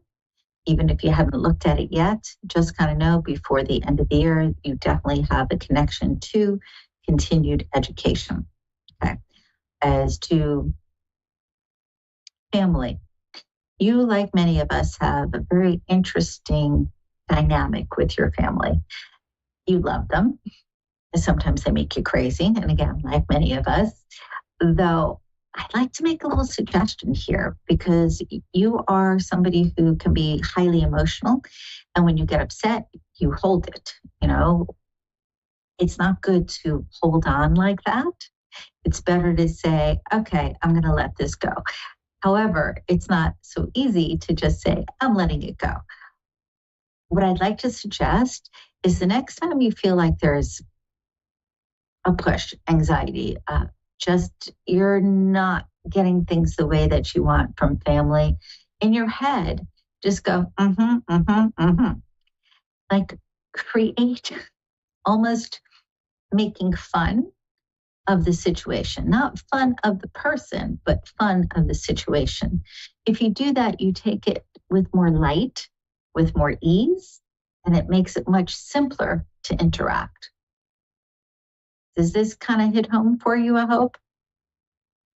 It did, yes, absolutely. Okay. Then it's very important. Yeah. Okay. And I do get some travel taking place this year. I feel like it's not immediate. I do feel like something comes up actually next month, February, where it's mentioned and there's almost going to be like a debate. Do I want to do this? Don't I want to do this? And the overall feeling is say yes. But there is a plan that is in motion. And when I say that, it's not so much your plan, it's God's plan. And it has to do with travel. And there will be 2 trips from what I'm getting this year. And the first one, again, is kind of like, do I, don't I? Just say yes. The second one, I feel like you definitely have a hand in planning it and there's excitement attached to it. I feel like it's celebratory as far as the second trip. This is going to be a really nice year for you. There are some things that you have to put to rest. And I mentioned before about like you hold on to things. You have to give maybe a little work towards that. And this way things get easier and easier in your world. But overall, this year is going to be a nice year. And I keep seeing a pear, P-E-A-R, the fruit in front of my mind's eye. I don't know specifically what sort of nutrition is in pears, but perhaps when we're complete with the call, you could Google it and see what are the benefits of eating pears or having pears, or what vitamins are in pears. There's something here that I feel like you could benefit from. Okay, perfect. I will do that. Okay. Did you have any sort of questions about what just came in, or are you good? I think I'm good. I was kind of hoping to connect with a loved one. I didn't know if there was anything coming through. Okay, I'll be very candid. I'm not a medium. Periodically, I do get folks that come through, or I get messages. In this moment, hon, I'm not getting anything specific for you. I'm sorry. Okay. That is okay. I appreciate you and all your time today. Thank you. And one quick thing on a good note, not getting things sometimes is actually a positive, and I'll tell you why. It means that you're doing okay on your own. So just kind of keep that in the back of your head. Doesn't mean that you're not loved from the other side. It's just a matter of sometimes it's okay that you have a little piece for you to figure things out on your own. Okay, my friend? Okay, thank you. I appreciate that. Have a great night. You too. Goodbye. Thank you. Bye. All right. I think I saw Jeannie. Is that correct? That's calling? Yes. Okay. Hi. How are you this evening? I'm fine, thank you. Good. Did you have a specific question or area of focus you wanted to concentrate on this evening? Yeah, I wanted to know how my current love life is with the person I'm speaking to now. Okay, say that one more time because it almost sounded like you said you wanted to know about your parents' love life. Oh, current. Like, what's going to happen with my current connection? That makes more sense. Sorry, that just kind of came through funky. Not you, it's sometimes the connection. All right, current love. Okay, interesting. Current love life actually needs a little bit of, I'm going to use the word understanding. I get the best way to phrase this is, I get the sense that there needs to be some more flexibility, and it's not just on your side, it's on both sides. There's a feeling of impatience, a feeling of angst at times. And yet I feel as if it's pretty solid in many ways. This is just telling me that the communication has to be focused more on listening versus speaking. Does that make sense to you? It does. Okay. And I'm not suggesting that you don't say what's on your mind. I think it's very important that we express ourselves. But the overall sense is take a moment to allow them to be heard. Process that before you have a retort, before you respond. And the same thing is true with when you go to speak. If you feel as if, come on, just listen, they're speaking over me, they're not hearing me, or they're not understanding, actually ask them, can you repeat back to me what I just said? And I know that sounds corny, but it's really helpful because then you're able to understand how they're hearing what you're saying. Too often we don't communicate, not because we're not listening, but we're just not getting it in the way that we need to get it. And what I want to come back to here is I do feel like in many ways, the relationship is solid. It's just that you're not both consistently enough on the same page. And the best way to do that really is to express more in a way that the other person understands and that they understand you. And there are many moments where if you can just kind of take a breath and just say to yourself, I'm going to hear them exactly in the way that I need to, it becomes easier and easier to process what they're saying and not want to dive in and go, but you're not understanding, or I get that, but like take the but out of it. Give yourself a gift of just stepping back a little bit. And again, check in with them and ask them to repeat what you said, or even say to them, I just want to be clear that you got what I'm feeling, or you got what I really want. Okay, because I feel like that's where the glitch is. And it can be fixed if you want it to. So don't let the frustration build up to the point where you're like, I'm not doing this anymore because it's too frustrating.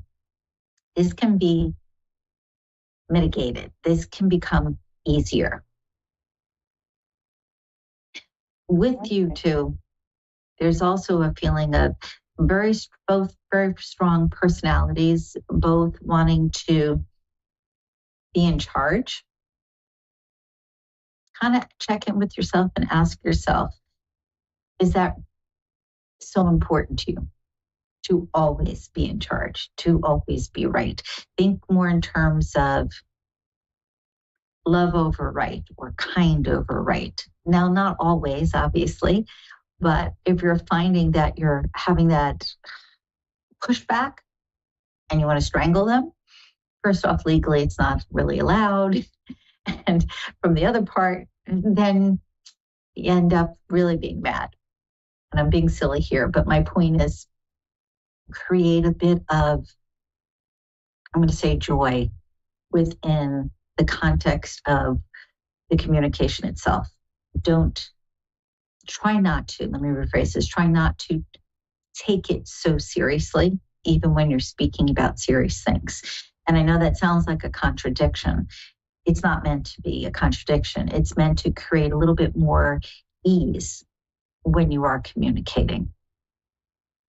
We're in, what are we in? We're in January. Yes, I keep hearing September. So September, or 9 months away. It's not around the corner, but the impression here is by the time the fall rolls around, you can be in a completely different place and in a lot more joy. Now, keep in mind too, I get there's somebody off on the side. I'm not clear if you've already interacted with them or not, but I do get somebody on the side here. You can always make a different choice. And I say this because I'm not of the belief that when we're with somebody, it has to be perfect. And we're not allowed to have feelings, and we're not allowed to look outside of that. Of course we are. We're human. I will just suggest that, again, the foundation that's here is pretty cool. If you wanted to move forward, think about what we were just talking about. If you're open to doing that, then you'll see some sweet changes. If you absolutely decide that, you know what, that's great, but I don't want to work that hard, or I'm just tired, then honor that. I just know from what I'm feeling, if you allow, it has the opportunity to get better, and the connection that's there could become much deeper. If not, just know that by the fall, I get sweetness. Now, whether that is still with the same person or you're choosing to open the door to this other individual that I get on the side, that's going to be up to you. Another individual on my end? Uh-huh.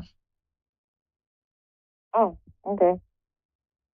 And keep in mind, like I said a moment ago, I don't know if they're already in your space, meaning somebody that you've already seen around you, or if they're coming in, but I feel that by the fall, you definitely will know which direction you want to go, whether you continue to build what you have with the person you're with, or if you say, you know what, I need to breathe in a different direction.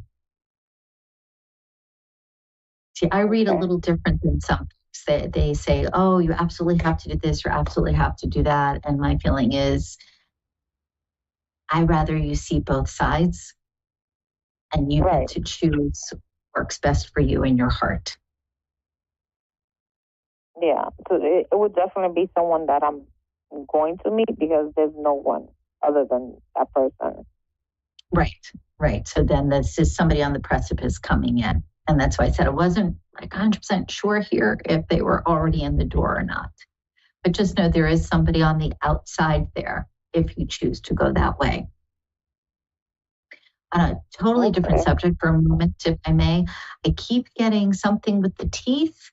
I'm just going to say, don't put off going to have your dental checkup. There's just something I'm getting. It feels like it's more gum than teeth. If you find there's an achiness or just even a discomfort, have it checked versus, I don't want to do that. Right. Couple of other quick little things for you. I get behind, specifically right leg above the knee. So this would be more sciatic, I guess, area, because I'm getting the back of the thigh. And I get also, interestingly enough, middle to lower back area, a little bit of, I'll just say, irregularity, for lack of a better way to put it. To me, those areas often represent feeling supported or not feeling supported in our life. And I feel like it's more connected to that than it is connected to health issues. If you find that there's any sort of like twinge in the back or behind, again, the right leg, it has less to do with the physical, even though you're feeling it in the physical.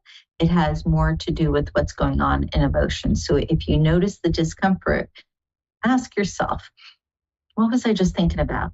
Or, am I sitting in a place of upset right now? And the other thing that you can do, obviously, is literally breathe in the moment and do some gentle stretching, because that can be very helpful. The breathing, though, has a multitude of benefits. I mean, obviously, we breathe because we have to. However, the breathing connects us with our source, with our ability to divine information. It also helps us to actually move out energy that is causing conflict in our world. So since this is coming up for me, I want to say in respect to relationships, not just the love relationship, but relationships, think in terms of breathing into the relationships more. And so, for instance, if a family member is coming over, before they even get there, just like stop for a few moments and just focus on breathing, on taking a moment or a pause, if you will, for yourself to be still, to breathe, to re-energize. Because what I get is a lot of times you are just so busy that when you finally rest, you're just exhausted. If you take these little breaks that I'm talking about to just breathe, especially when it comes to relationships, and that is all of them. It's not limited to friendship. It's not limited to romance. I'm getting really and truly all relationships around you. Learn how to take like a pause that you say, I'm just going to sit here and breathe for a minute. And I'm just going to focus on me. Think about you time, especially this year, because 25 is more about you allowing that power that you have that you sometimes use for others to be used more for you. That makes sense? Mm-hmm. Yes, it does. Okay. Because I just feel like this is going to be a year to remember for you. Good. And I need hopefully it's good. Yes. The only other thing that I want to share with you is when it comes to finances, with that too, try to be light and easy. And think in terms of more is coming. I can always make more. Or I will find money in all sorts of places. Shift how attached to it you are and kind of be easier with it. Okay. Okay. Did you have any questions that you wanted to cover before we say goodnight? No, it was just more so I wanted to know if like the relationship I'm currently in is going to flourish. Right. Okay. So you got your answer there. But the biggest thing is being able to step back, hear a little bit more, and make sure that you are being heard. That's good. Heard. Heard. And the way you want to. Thank you. You are very welcome. I hope you have a great night. Thank you. You as well. Thank you. Now, we started this evening with talking about judgment, talking about recognizing our feelings. Well, what is it that we're seeing in somebody? Is it bringing something up for us? Is there something to examine? Oftentimes in spiritual circles, it is said that if we dislike something or if we like something, it is a mirror of ourselves. We, though, have the ability to choose what it is we want to look at, what it is that we want to create.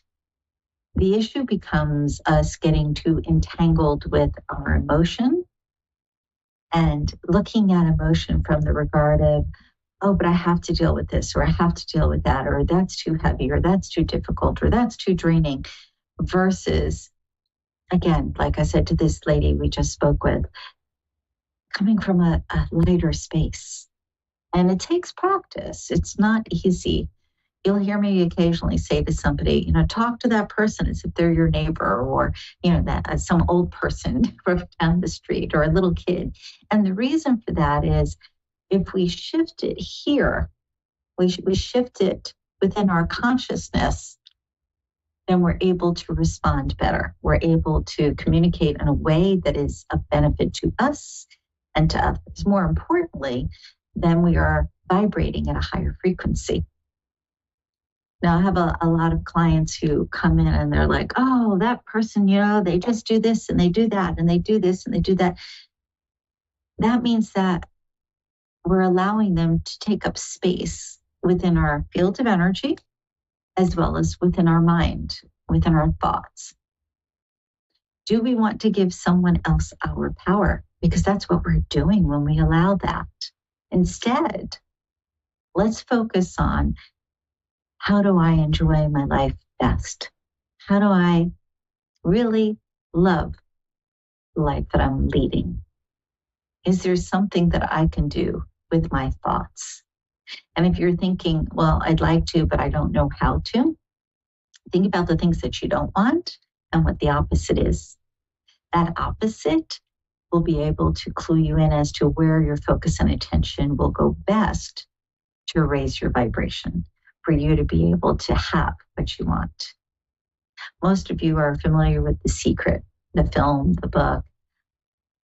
The information there is great, but the part that seems to be left out is really feeling what it is that you desire, as if it's already there. And this too takes practice. The old saying, practice is perfect, or practice makes perfect, it applies. All right, if you'd like to reach me for a private session, feel free to reach out on Facebook, directly inbox me, or call me at the office, 561-755-2166. Love to talk with you either over the phone, in person, or in Zoom. I hope you enjoyed this evening, and I hope that some of what we've said tonight resonates with you, because life is supposed to be lived and be happy. It's not supposed to always be a struggle. It's not supposed to always be something that we're working on. We have to align ourselves with the things that we love, align ourselves with the things that we really want.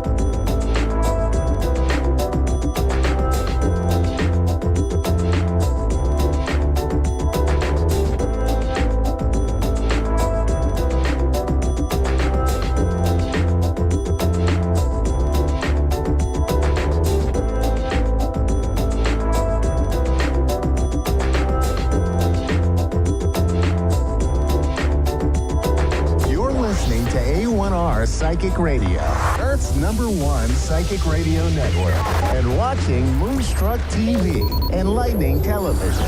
Welcome. Time for Understanding Spirit with Mary Shapano. Mary Shapano. Live from MaryVCircles.com. Connect direct. In North America, dial 888-454-2751. In London, 20-3519-2158. In Sydney, dial 02-8488-3147. Or online, contact us through our Facebook page, facebook.com/psychic radio. Or one of our websites, askoneradio.com or moonstruck.tv. This is Understanding Spirit on A1R, the Ask One Radio Network. Hello, everybody, and welcome to another week of Understanding Spirit and A1R Psychic Radio, Moonstruck TV. I hope you are all doing really well. Just before I came on, I did have like a push from Spirit to say that if you are doing well at the moment in your life, take time to share your secret with others, help them feel better about themselves. If you are struggling at the moment in your life, reach out to somebody that, you know, you can take some refuge in and someone to talk to. There are, of course, always on, you know, services that you can call for any assistance, but reach out and get some help, someone to talk to who can guide you to a better day. Okay. Now, as usual, we're going to do a 3-card pull for the collective. Again, remember, take what resonates, leave what doesn't. Sometimes it might not make sense to you at that moment, but it might make sense the next day or a week later or a month later, all right? If it doesn't make sense, just leave the energy for somebody else to pick it up. The message is timeless. It will find you. You know, you could even see this show at a later date. Okay, so just take a quick moment to pick whether you're gravitating to 1, 2, or 3. And if you have gravitated to card 1, it's this card here, which is Ancestors. Okay, now oddly enough, when I picked up this card, I'll try to hold it up close because it was like these these people spoke to me. It was very weird. And this gentleman here, right, he just said to me, you know, put a second, say, be happy, all right? I just heard him say that. And then this lady, where are we? Here, all right, she said, don't rush, take your time.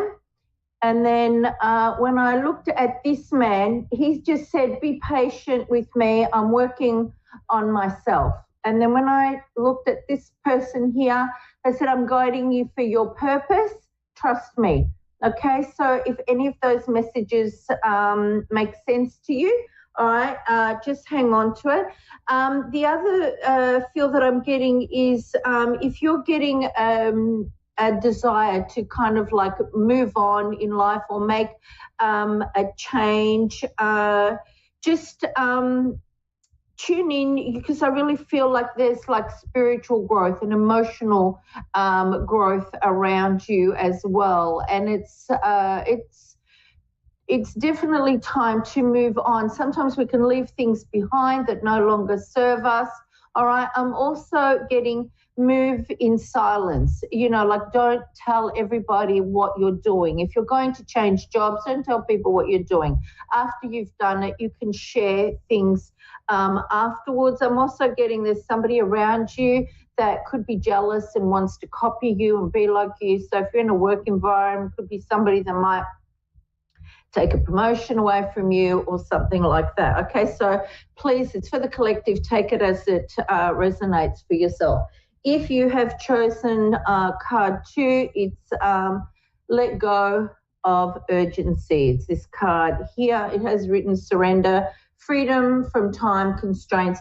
When I look at this card, what I'm getting is don't like get stuck in like drama, start drama, or even be a part of anyone that starts drama. Just sort of sit back and kind of like reflect on yourself and what you're doing. And I do feel like there is news coming in about a new opportunity, and just to be creative and different as you approach that.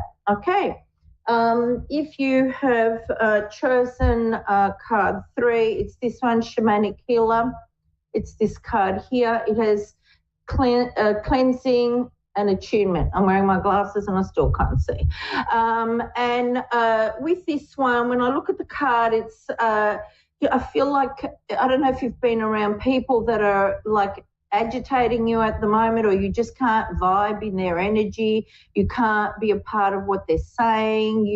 You know, you might be healing yourself and you're elevating, or you may need to get some healing because it's affected you emotionally or spiritually, all right? And I just feel like, okay, Spirit are telling me you may need to do like a cleansing bath, something like that, where you can put salts and lavender, they're giving me sandalwood in there, and just sort of cleanse yourself and your energy. not to look at what other people are doing on their social media platforms and that, you know, because they're like everyone's talking nonsense. So, or they make themselves out to be something that they're not. Okay, so I'll leave that with you. I'll go to my caller. Hello, I think I've got Azuri. Hello. Hello, it's Azure. Sorry, I've never heard the name before. How do you pronounce it, darling? Azure. Azure. Yeah, it means the color blue. Oh, lovely. I love that. And that's good with communication, the blue color, that throat chakra. How can I help you today? I'm wondering if my son has any messages for me. Did you say son? Yeah. Oh my goodness, I have a boy here. Was he a boy when he passed? What's that? Sorry? I didn't hear you, sorry. I didn't hear you, sorry. That's okay. Was he a boy when he passed? He was 23. Okay. I have another son, though, that passed that was a baby. Okay. All right. Let me just see because how long ago did the baby pass? How long ago? In 97. He was 8 months old. Okay, 97. Okay, all right. All right, he's presenting as a young man, all right? So let me see what he's got. I've got to tell you too, he was very, very, very excited to come through. And also, I don't know if you are religious or not, so I don't want to offend you in any way. However, Jesus brought him forward. Are you religious at all? Yeah. Okay, Jesus brought him forward, and he was so excited to have this opportunity to talk, and he gave a message, and he was saying, "I miss you, and I'm sorry." All right, this is the older one, the one that you told me about first. Okay, this is not the one that died when he was a baby. Okay. And he's saying to me that he watches you when you sleep and you snore, and it makes him laugh. You snore? Yeah.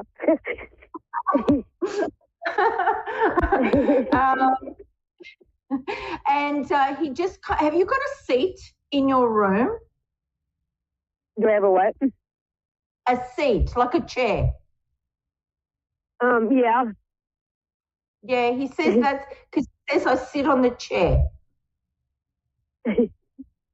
Okay, and he watches you, and he just says he reminisces, and he's watching over you, and he's constantly putting like white light over you, and he's telling me that you need a lot of healing at the moment. It's like he's filling your aura with all this white light. So whatever you're holding on into your energy field, he's just pushing white light onto you and onto your bed. He's also telling me that he prays for you. Now, I don't know if you have any concerns around your finances at the moment, but he is telling me that he prays for you around your finances. Does that make sense for you? Yeah, my finances really suck right now. Yeah. Okay, because he's saying that there've been opportunities that you've missed. You've been hesitant to move forward sometimes and to take chances on things. But he's saying that you have to kind of like start taking more chances and just like in little stages and just finding kind of like a balance, all right, where it's not all at once and kind of like overwhelming. I do feel like your wishes will come true, all right, because he keeps showing me kind of like you really content, All right. Also, are you in a relationship or looking for someone? Because he's talking about a soulmate. I'm with someone. Yeah, okay. We've been together for 13 years. Yeah, okay. And okay, and he's also going like, I don't know if you're doing this or not, but he's sort of saying you've got to merge your finances, the two of you, all right, to be better off financially. But he's like, just keep moving forward. He's like, you have to keep going forward and being flexible with what comes your way if you don't want to stay stuck. Okay, and he's showing me you can have everything, but all the nights that you sat up crying because somebody did something to you or the loss of the children, he is there for you, okay? He goes, you can speak to him and he can hear you even if you don't hear him, okay? And he wants you to know that he's in a really good place. He wants you to know that he's with Jesus. Jesus is helping him, and he's helping him to elevate spiritually, he's saying, right, to become like more enlightened and more like Jesus. It's like he does work with Jesus on the other side, all right? He's like a student of his. And he's saying you don't need to worry about him. And have you had any issues lately with people? Well, in general, yeah. I'm struggling a lot since his passing. Yeah, because he's just saying, don't worry, that will all pass as well. Okay?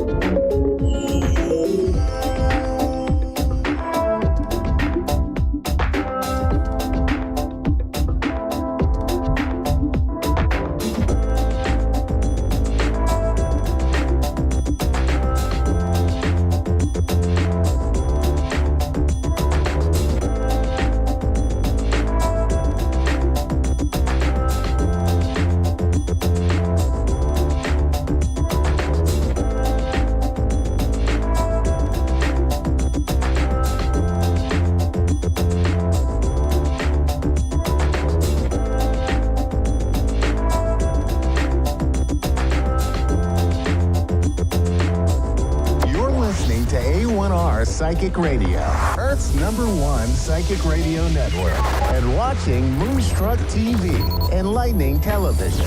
Welcome. Time for Love Life with Katana Star. Katana Star. Live from katanastar.au. Connect direct. In North America, dial 888-454-2751. In London, 20-3519-2158. In Sydney, dial 02-8488-3147. Or online, contact us through our Facebook page, facebook.com/psychic radio. Or one of our websites, askoneradio.com or moonstruck.tv. This is Love Life on A1R, the Ask One Radio Network. Hello, everyone. Welcome. This is Love Life with Katana Star. I'm Katie. I apologise for the delay getting started. I've had some technical troubles on the get-go. I'll get straight into a collective message, though, and if we get time for a quick call, that would be great. If not, I'll just talk tarot. That's my passion. That's what I love to talk most about. I hope everyone's doing well. My love and thoughts are going out to all those affected by those horrendous bushfires in LA.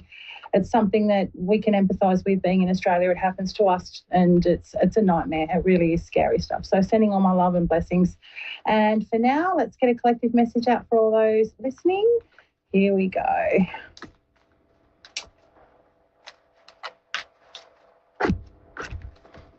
All right, so we've got the Four of Swords in reverse, okay?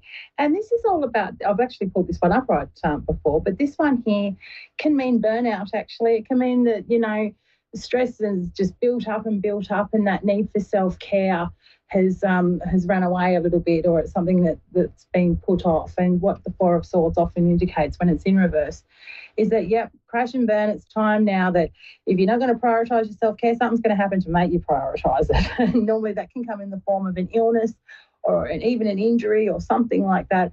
But literally it's like the universe is throwing little pebbles at you to take better care of yourself, do these things. And then when you don't, bang, suddenly you get a rock thrown at you, and then suddenly, bang, it's like a boulder. And it's, you know, but at the same time, it can also link to other things that you sort of, you're aware of it, but you're not willing to see, especially when it comes to relationships. If things have been really bumpy for a while and you're not confronting those early issues as they're coming up, or putting something off, it can mean that, you know, delayed resolutions and things like that, especially when it comes to things like you know, sorting through problems and stuff like that. Now, look, I've got Gladys on the phone in Philadelphia, and but there's the message for the Four of Swords for today, and yeah, just remember your self-care. Otherwise, sometimes you can burn out. Hi, Gladys, how are you? Okay, so has Gladys, we're no longer got Gladys with us. No worries at all. I'll keep going. We've just got to, like I said, I'm having a lot of tech difficulties today. I don't know. But, you know, we just got to go with the flow. But, yeah, with the Four of Swords like that, there is that need there to you know, pay attention to the little signs as they come up. And if we've just lost the caller, that's fine. I might pull another card as well to go into the message. But the thing is, you know, with, there's the Hermit there, which is interesting. That one almost flew out there. The Hermit is about prioritising that solitary time and self-care time, and really going within to listen to your inner voice and focus on your priorities and what it is that you're wanting, and you know, sifting through those little things that you can ignore. You can go through life ignoring, and there's, like I said, there's pebbles thrown in your path, but sometimes you just get hit with a boulder and whatnot, and that's when the Hermit will give you some really good introspection time, and to really prioritise, especially your need for that self-nurture as well, and that self-love and all that sort of stuff. So yeah, with those two coming out, it's really interesting. I mean, you know, life's busy, as we know. Life is always busy, and things come up, and we've got to deal with it as they come at us. But hang on, here we go. I've got Nicole in California. Hi, Nicole. Very quick reading. How are you? Hi, how are you? Hi, Nicole. Look, I apologise. This will just be a very quick reading because I've had really a lot of technical difficulties today. So I'm sorry about that. I'll be more on top of it next week. I'm pulling you a quick couple of cards, Nicole, unless you have a question, because I'm going to get straight into it for you, Dom. Just a general reading, whatever. Doesn't matter. Anything will help right now. What was that, sorry? A general reading would be fine. Yeah, so I'll just pull you some cards for a general reading. All right, here we go, Nicole. All right. Message for Nicole. I've got the King of Cups in reverse. I've also got the Six of Swords in reverse and the Ace of Wands in reverse. Okay, Nicole, that's telling me there's some relationship problems going on for you at the moment. And if that's the case, I'm really sorry. The King of Cups in reverse can indicate some, you may have a partner that's going through some mental health things, or a man in your life that's going through some mental health things, including depression or sadness. And often that can sometimes be to do with addictive behaviours and things like that. Not always. But the King of Cups in reverse is someone who often self-medicates, all right? So that could be something, his energy's there with you at the moment. And the Six of Swords in reverse, he's showing that you're not ready to walk away from this situation where you're sort of pushing through the rough journey of this and going through it all. But with the Ace of Wands in reverse there, it's like you're losing hope and you're losing that spark of passion to continue. And it all comes back down to, especially with the Hermit coming out today, going within and really focusing on your priorities and what it is that you want. And jump in. Is this making sense for you? Yes, it is. Yeah. So what the cards are asking you to do very quickly, because I know this can't be a long reading today and I'm sorry, but they're asking you to really go within, focus on your priorities, because it's showing that you've got the determination and the dedication to stand by this person and to stand by these problems, okay? And any relationship can work. You've just got to really make sure that you're not suffering within yourself to be rescuing somebody else, but that you're both wanting to put the effort in. Does that make sense? And then you can make anything work. You can make any relationship work, but it's also about like I said, going back with that hermit stuff and going within and remembering your priorities, okay? And I wish you all best, Nicole, because it sounds like a difficult situation, but yeah, keep going. I do see that, if you prioritise your needs as well as theirs and there's effort from both sides, this can work, okay? Now, I do have to get going. I'm sorry. I've only got a few seconds left. And, again, hopefully I'll be a bit more organised with my setup with my laptop next week. Thank you so much, everyone. Bless be.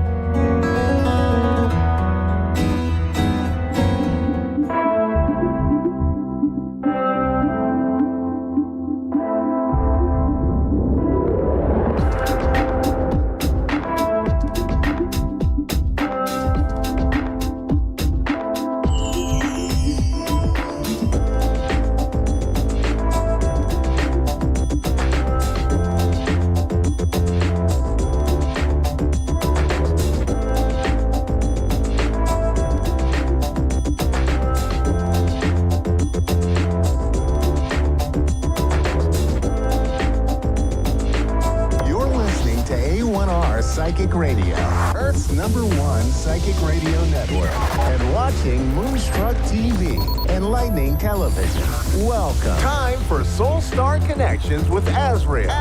Live from Azriel.love. Connect direct. In North America, dial 888-454-2751. In London, 20-3519-2158. In Sydney, dial 02-8488-3147. Or online, contact us through our Facebook page, facebook.com/psychic radio. Or one of our websites, askoneradio.com or moonstruck.tv. This is Soul Star Connection on A1R, the Ask One Radio Network.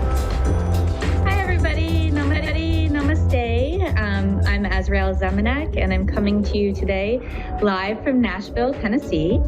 I hope you're all well. I hope you're all wonderful, and I hope you're all staying warm. It is quite cold out there for most of us in the United States right now, and it looks like it's going to stay cold for a while. So I thought I'd start today with a very grounding meditation. But before I do, I wanted to share a little bit about me and the way I work, and just even by listening to my shows or connecting into my shows, what we sort of can do, and the energy that's here, or the energy that's here for us in each and every moment. And so I have a lot of training, and yet I work so much based on intuition. I'm an Ayurvedic practitioner, an Ayurvedic energy worker, and I'm a medical Qigong therapist. And I also do astrology, human design, all these amazing and wonderful things. But my main purpose, or my main sort of joy in life, is really connecting to the more subtle energies and our more multidimensional aspects of things.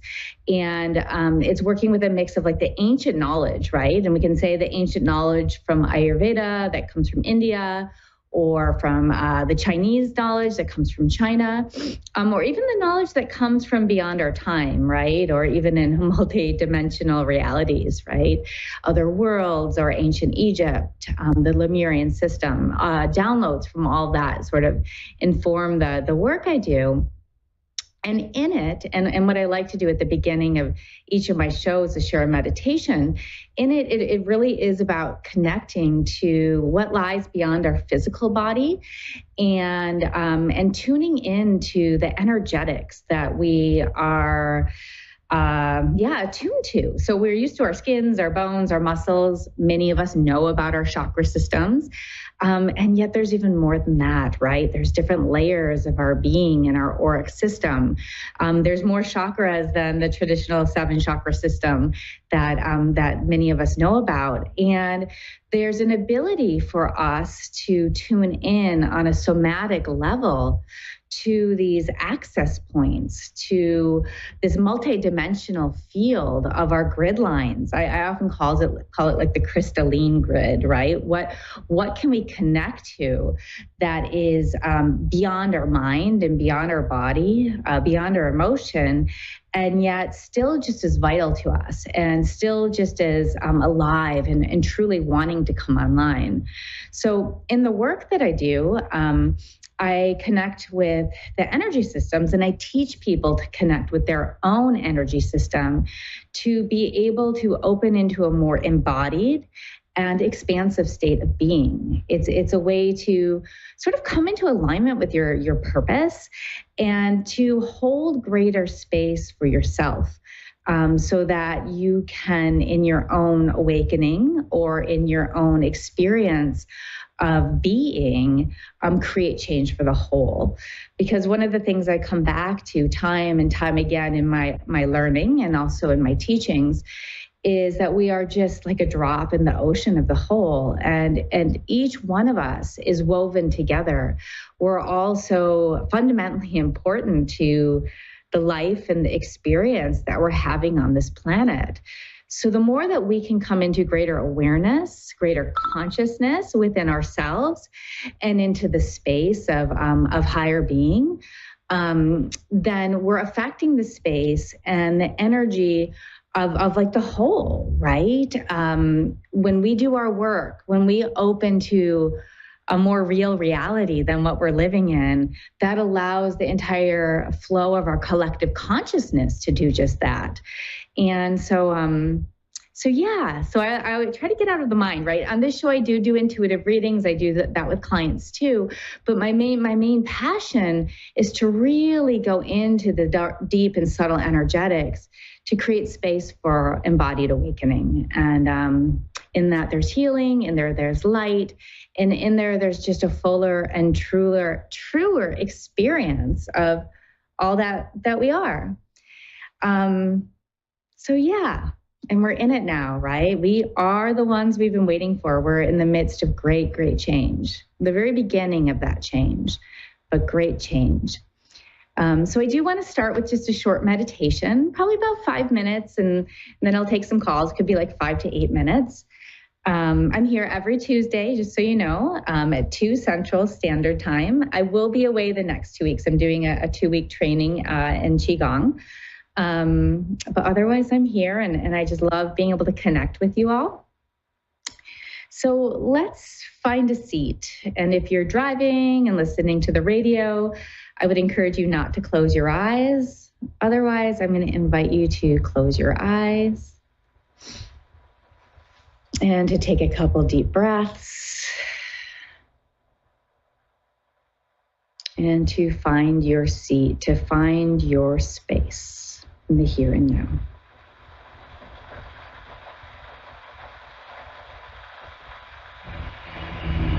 And then notice where you are in your body in this moment. Notice if you're in your body in this moment. And one of the ways we can instantly come into our body is by just starting to notice the places where we're touching the earth, or the seat, the chair.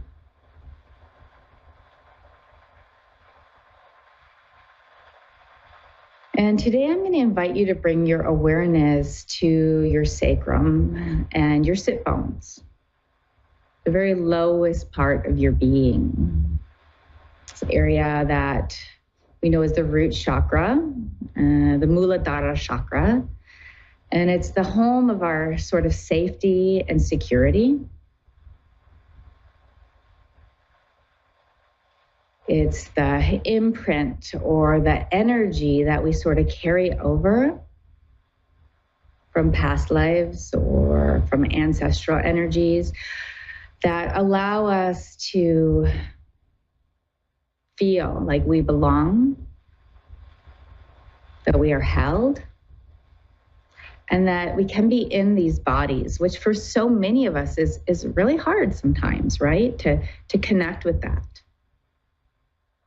To know that we can be here as ourselves and survive.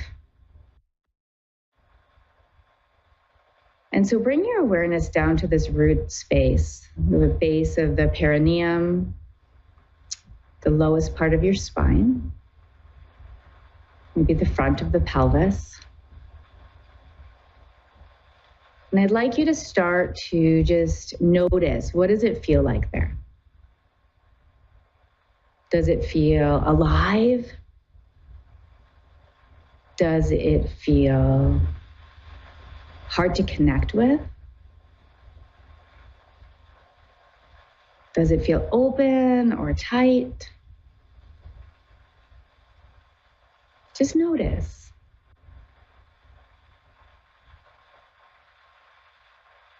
And then start to bring your breath there.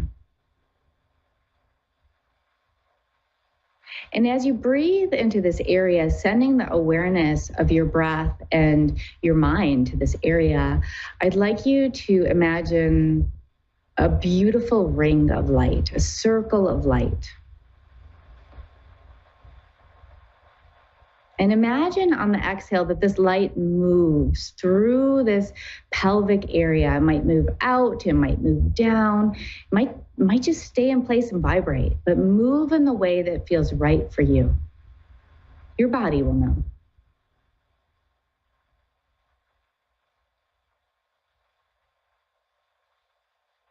And just take about 3 or 4 more breaths, inviting a ring of light to be in this area.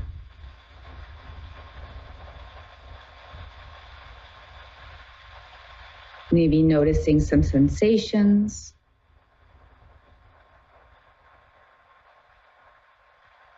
Maybe noticing some energy, and maybe noticing nothing at all.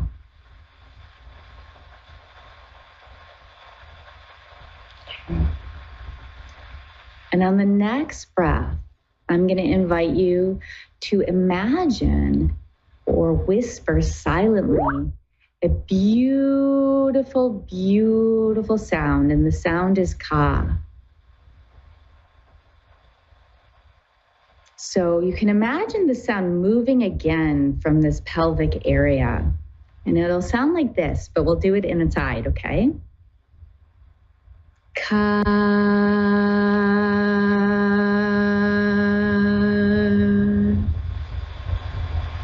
And let's do that 4 more times. Imagining almost as if your root, your sacral area, was allowing this beautiful vibration of sound, bringing balancing, bringing space, bringing life.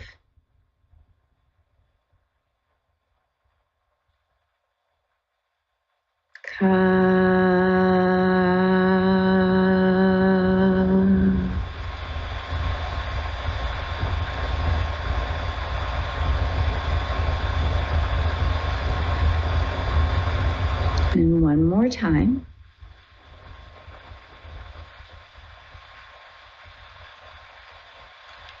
This time letting it go completely.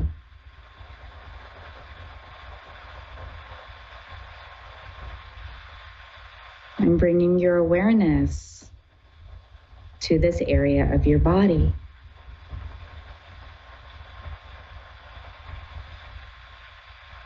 And inviting in a beautiful color of red. It's beautiful color. Rich, radiant,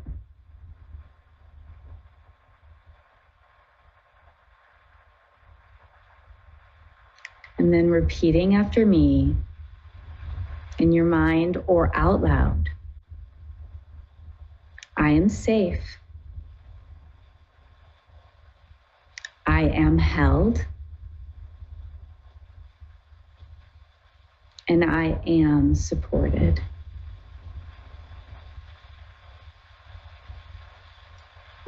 We'll do that 2 more times.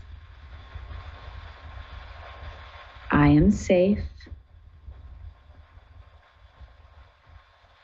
I am held. And I am supported.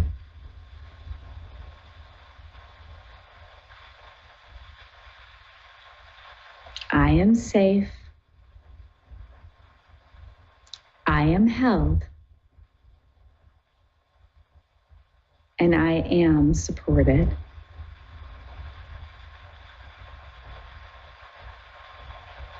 And now take a moment and just notice how this area in your body, this area in your being feels right now.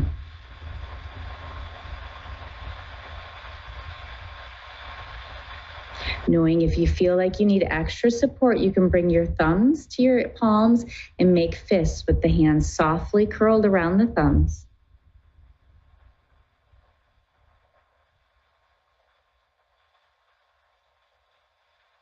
So I'll take a deep breath in together.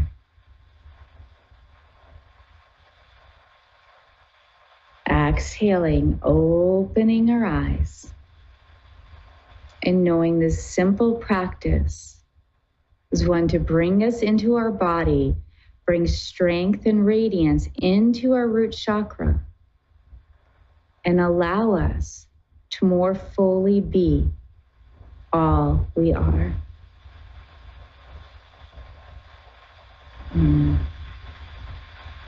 So feel free to check out my Facebook page. I have meditations on there. I offer my events on there.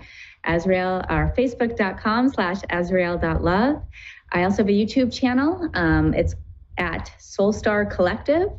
And I have a lot of other free meditations on there as well. I'd love for you to join me. I am going to take a caller now. I will see if we have time for 2, but definitely have time for 1. So I'm really looking forward to connecting with you. Shiloh, we have Shiloh from San Pablo, California with us today. Yes, hi. Hi, how are you doing today? Okay, how are you? I'm doing pretty good myself. I'm a little cold, but otherwise I'm good. Mm-hmm. How can I be of service to you today? And I just broke up. Me and my boyfriend broke up. So I'm really, go ahead. I don't know. I'm having a hard time with my sister. Yeah, really, I'm really feeling you and feeling for you right now. The loss of so much of your relationship, right? That's huge for it to come together. And so first, the first thing I'd like to do with your permission, is it okay if I just open into a space of energetic light with you and surround you with a light to just help bring some peace. It doesn't mean that we're going to try and get rid of the feelings, but just let you open to receiving some love. Would that be okay? Yes, yes. Okay, let me just take a moment. And I'd like you just to take a moment, if it feels okay, to just take a deep inhale and to exhale. And to give yourself permission to both fall into your body, but almost on the next exhale or two, just let anything at all that's ready to move out to just move down your spine, down your tailbone, and into the earth. And at this time, I'm just calling in guides and angels, especially the ones that are here to work with you at this time. And the way that I'm seeing them surrounding you. They're probably, I'd say, the ones that are more your guardian energies and guardian angels are about 3 to 5 feet away. And then there's some higher energies that are a little bit further away. And they're just sending you this beautiful pink and golden light right now. And just inviting you to, you don't have to do anything. Just know that they're there, that they're surrounding you. The pink is to bring in the light of the heart, of universal love. And the golden is to bring this beautiful grounding energy to allow your system to settle and to allow you to be held, because right now you're holding so much for yourself. So much.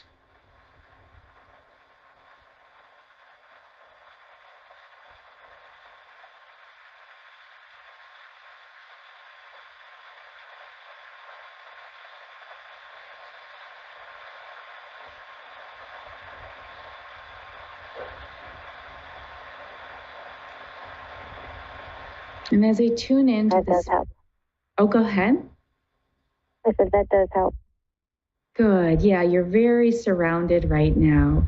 And one of the things that's coming through for me a little bit about your sister, and I don't know if this feels true to you, but so first of all, I want you to know that she's very at peace right now. And she is like, it's almost as if she's back in the starlights, right? She's back in the stars. She's back in connection with her true self. But it may be harder on that level in that she's not hanging around, right? She's not easily accessible right now. So if there's a desire on some level to connect with her, like, or to feel her, right, in a bigger way, she's in a more expansive state. And so it's on a personal level or a human level. It's not that she's not sending love or there's not that energy of love for her family or for you all, but she's also sort of not easy to feel peace. If anything, she's in the universal field of like when you look at the sky or see a bird and see her, right? And it's interesting because she's actually saying, yes, the birds are ways that you can connect with her. When you see something that like touches your heart, it's like she's right there, right? But when it comes down to it on a more physical, palpable level, it's like she's in the blanket and not in the threads, if that makes sense. Yeah.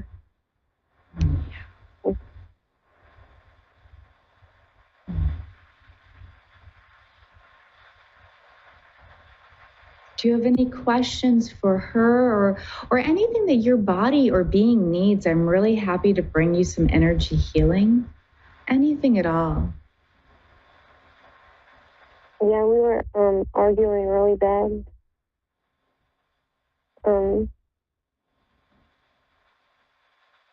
The day that she passed away.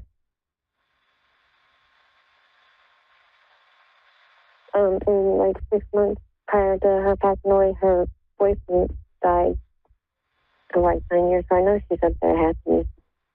Okay, you're a little bit fuzzy, so I don't know if you can step away from the microphone a little bit, or because I'm hearing that about 6 months before she passed away, but I'm not hearing the clear words. Yeah, her boyfriend passed away in a tragic car accident. Oh. I was just hoping that they were up there together. I was just going to say, and this is again something that on the human level is very, very hard. But as soon as you said that, like, first of all, they are very much together, right? And it's almost, and this is not why she died. When I say this, it's not like, oh, this is why she died, but it's almost like he was waiting there for her with his hand outstretched, right? Like his soul there. I almost want to cry. It's so beautiful, the soul connection that they had, right? And the depth of their connection. And again, it is not like why, like, you know, like it's not like, oh, well, that happened and now that's why she went, but he was right there waiting for her, holding out her hand. And that's also, as I say that, that's part of the reason why she's harder to feel and connect with in the field, is because she is like there in that space and in that love with him. And in that, all right, you know, at that level, it's like more universal love, but in that flow. And their souls and their energy very connected here on earth. But yes, she's very much at peace and with him. Okay. Yeah. That helps a lot. Yeah. No, she's very. That helps a lot. Yeah. And again, I'm getting this image. It's like, because like, again, she keeps sort of like what she said since the beginning. And I don't want to say it's like she's not talking to me. It's like images I'm getting, but I'm getting these images of starlight, right? Like she's like, that's basically what she first showed me, is like, I'm with the stars now. And when I saw the image of him, you know, moving up, it's like he immediately went to the stars, right? And it's like, there's this, like if you like, and she says you can see her in the birds, but also in the sky. And I'm feeling like if you step outside of your house, I'm saying maybe, or your apartment or your house or wherever you live, and you look out, and I'm feeling it more like to the west. If you go like out the west or out your back door, it's out to the left-hand upper corner of the sky. And she's just like, pay attention up there, because I don't know if that means there'll be a shooting star or there'll be something, but it's something about like the left-hand part of the sky, especially when you're looking west at night. There may be some messages there from her, or a feeling of connection with her there. And there's a beautiful glow, right? Like, it's like, I don't know. It's not sunset. It's at night, but there's like some glow and energy that's held up in that portion of the sky that she may come through. So. Okay. Yeah, so she's not around, and like, you know, how some people feel, you know, when somebody like passes away or something, you know, they, you know, like I'm in her room right now. Yeah. I'm going to take a moment. I just want to feel you there.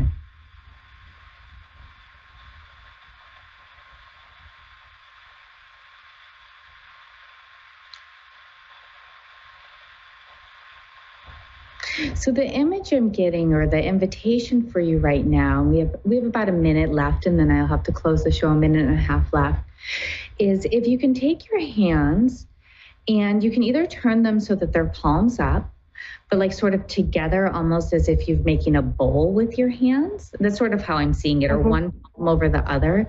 But like, it's hard. I wish you could see me, or like fingers pointing forward. So just like the fingers over each other, and just let her know you're open to receive. You're here with her right now.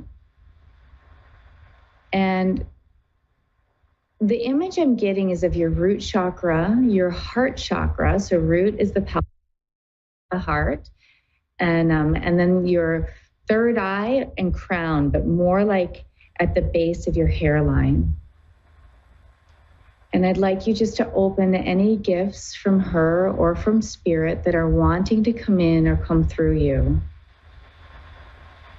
Don't worry if you don't feel anything. I'm seeing a beautiful color pink around you.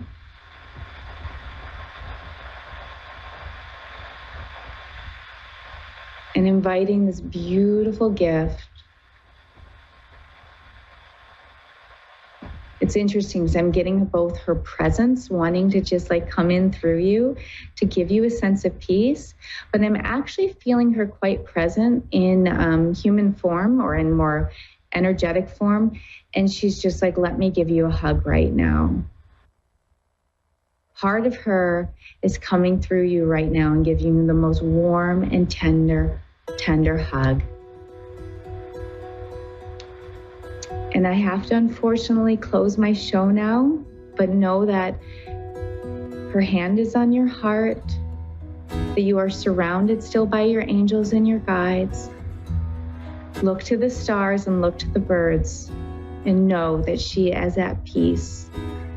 And I'm sending you so much love today, Shiloh. I'm so glad I was able to take your call today. Thank you. Yeah, it was my pleasure, my honor. And I'm here every Tuesday at 2, except for the next 2 weeks. But feel free to listen to my radio show. Feel free to check out my website, Azrael.love, my YouTube channel, YouTube/@soulstarcollective.com. So .com is first. And stay warm, stay cozy, and know that you are safe, you are held, you are supported, and you are loved. Namaste.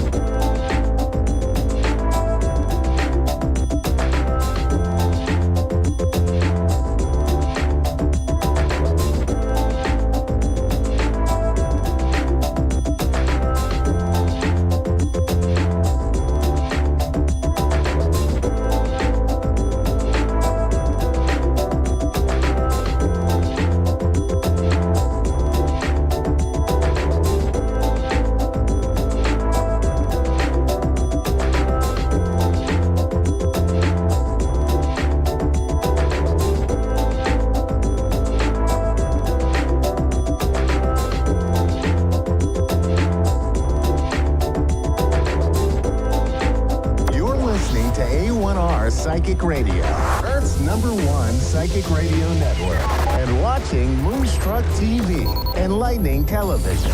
Welcome. Time for astrology and psychic readings with Lady D. Lady D. Live from LadyDPsychicParties.com. Connect direct. In North America, dial 888-454-2751. In London, 20-3519-2158. In Sydney, dial 02-8488-3147. Or online, contact us through our Facebook page, facebook.com/psychic radio. Or one of our websites, askoneradio.com or moonstruck.tv. This is Astrology and Psychic Reading on A1R, the Ask One Radio Network.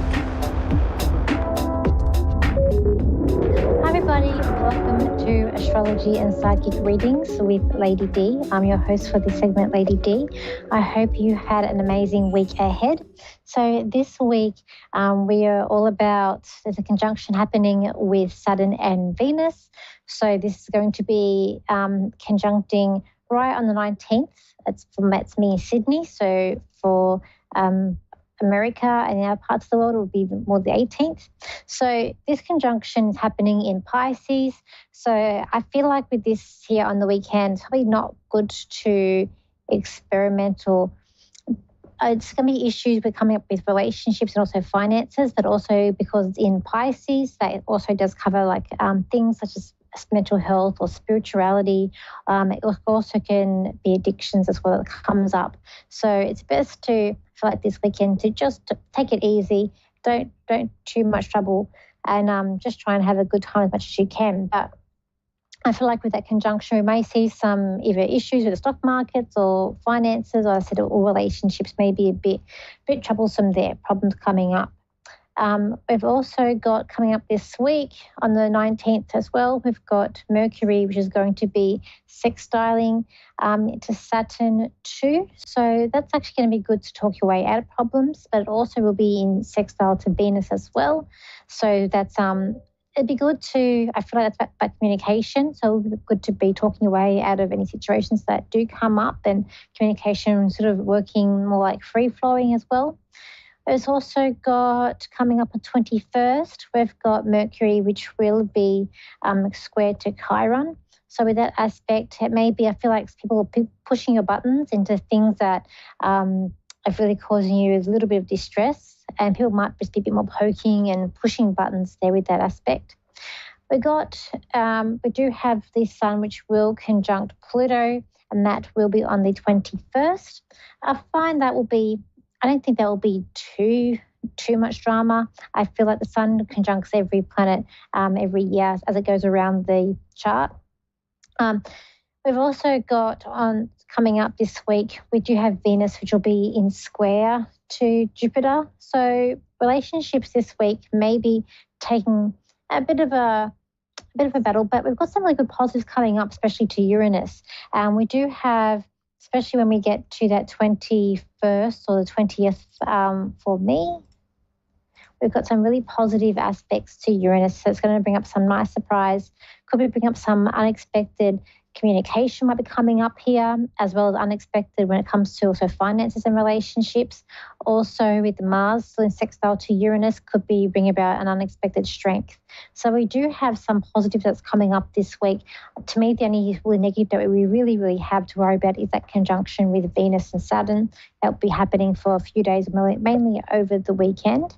And then the rest of this week, I feel like it's going to be a mixed bag, but I do feel like there's a lot of positive aspects that's going to really people feel like that they can do things, they feel more confident in where they're going and where they are heading, and really up for a challenge to be able to break through boundaries and to really things that have caused them to step back. It's going to really give them that inspiration and that power to be able to go forward. I feel like also this week is about people speaking their truth and speaking up. It could also be about people taking ownerships of any issues and stuff that's been going on around them. And I feel like people this week, they won't want to be about the drama. They won't really want to be around conflict. They're going to want to be more around people who are more inspirational. And that's really going to be a positive soundboard for people this week, I feel like. Let's go to the caller. So we do have Hannah here, who's in America here. So hi, Hannah, Minnesota. How are you, Hannah? Hi. Hi. Doing well. How are you? I'm good. How can I help you today? I'm just calling in to see if you have any insight you could share about anything that you pick up. Okay. I just feel like with you, Hannah, it's about thinking, readjusting things. It's like you're really having to organize stuff around you. I feel like it could be just in life in general, but I feel like everything needs to be like a restructure or reorganized. I feel like you've been feeling a little bit like you just need to breathe, like you just need time out or to breathe. I also feel like that there will be more towards the end of the year. I do see a timeout, or sometimes like a weekend away or some sort of timeout, but I do feel like I'm at a sunny beach more of a beach location and a place where it's more warmer. So I do see that coming up for you this year. But I just feel like there's a clean out that's happening, a mass clean out that's coming up around you as well. I also see you trying to, I don't know if this is to do your work, but it's like you're trying to climb a ladder or trying, so to me it's about taking a step up, but you're trying and then it's, I don't see you giving up, but you sort of go off the ladder. And I feel like it's sort of time even like this month to really aim to go up higher and to really to go and climb the ladder, to seek more. I feel like you're quite intuitive yourself, and you're really, it's like you're trying to work out who's manipulating or who's telling the lies or who's telling the truth as well, that I do see. I just see there's a new contract coming up for you. I feel like it's to do with your work. What do you do for your work? I'm actually a stay-at-home mom. Okay. There's work here for you. Are you looking at going back to work at all? It's a possibility. Because there's a contract. There's a thing of leaving something behind. And I feel like once you start, like there's things going to be moving fast here once you start. But I don't know if it's like you're unsure whether or not you can do it all. I do feel like you can, but it's like this is going to be something that's going to open the door to there's a step up here. So I feel like there's going to be some more with that. I feel like that because I feel like finances will improve and it's going to get you out of a situation that you're in.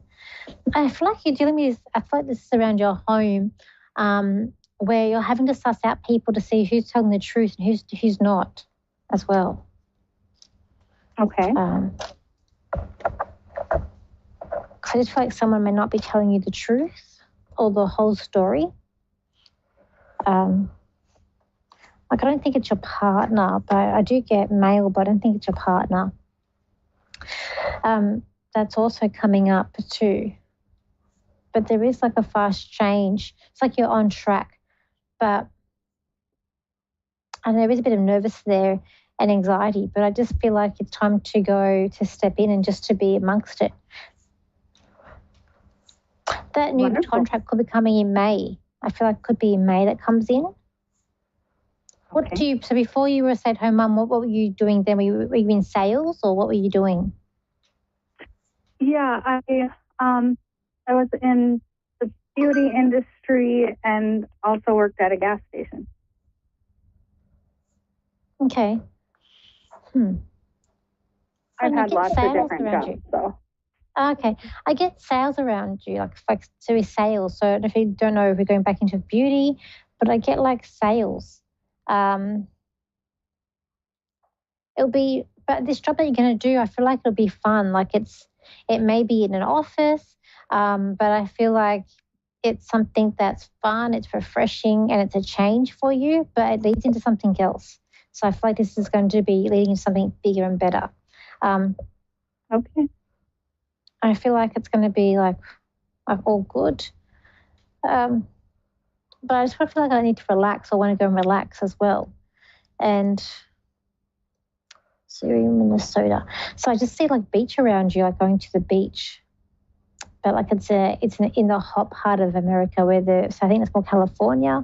I'm not really good about direction or where things are, but I just see like beach around you as well. But I think that's more of a holiday or time out or weekend away. Cool. Too.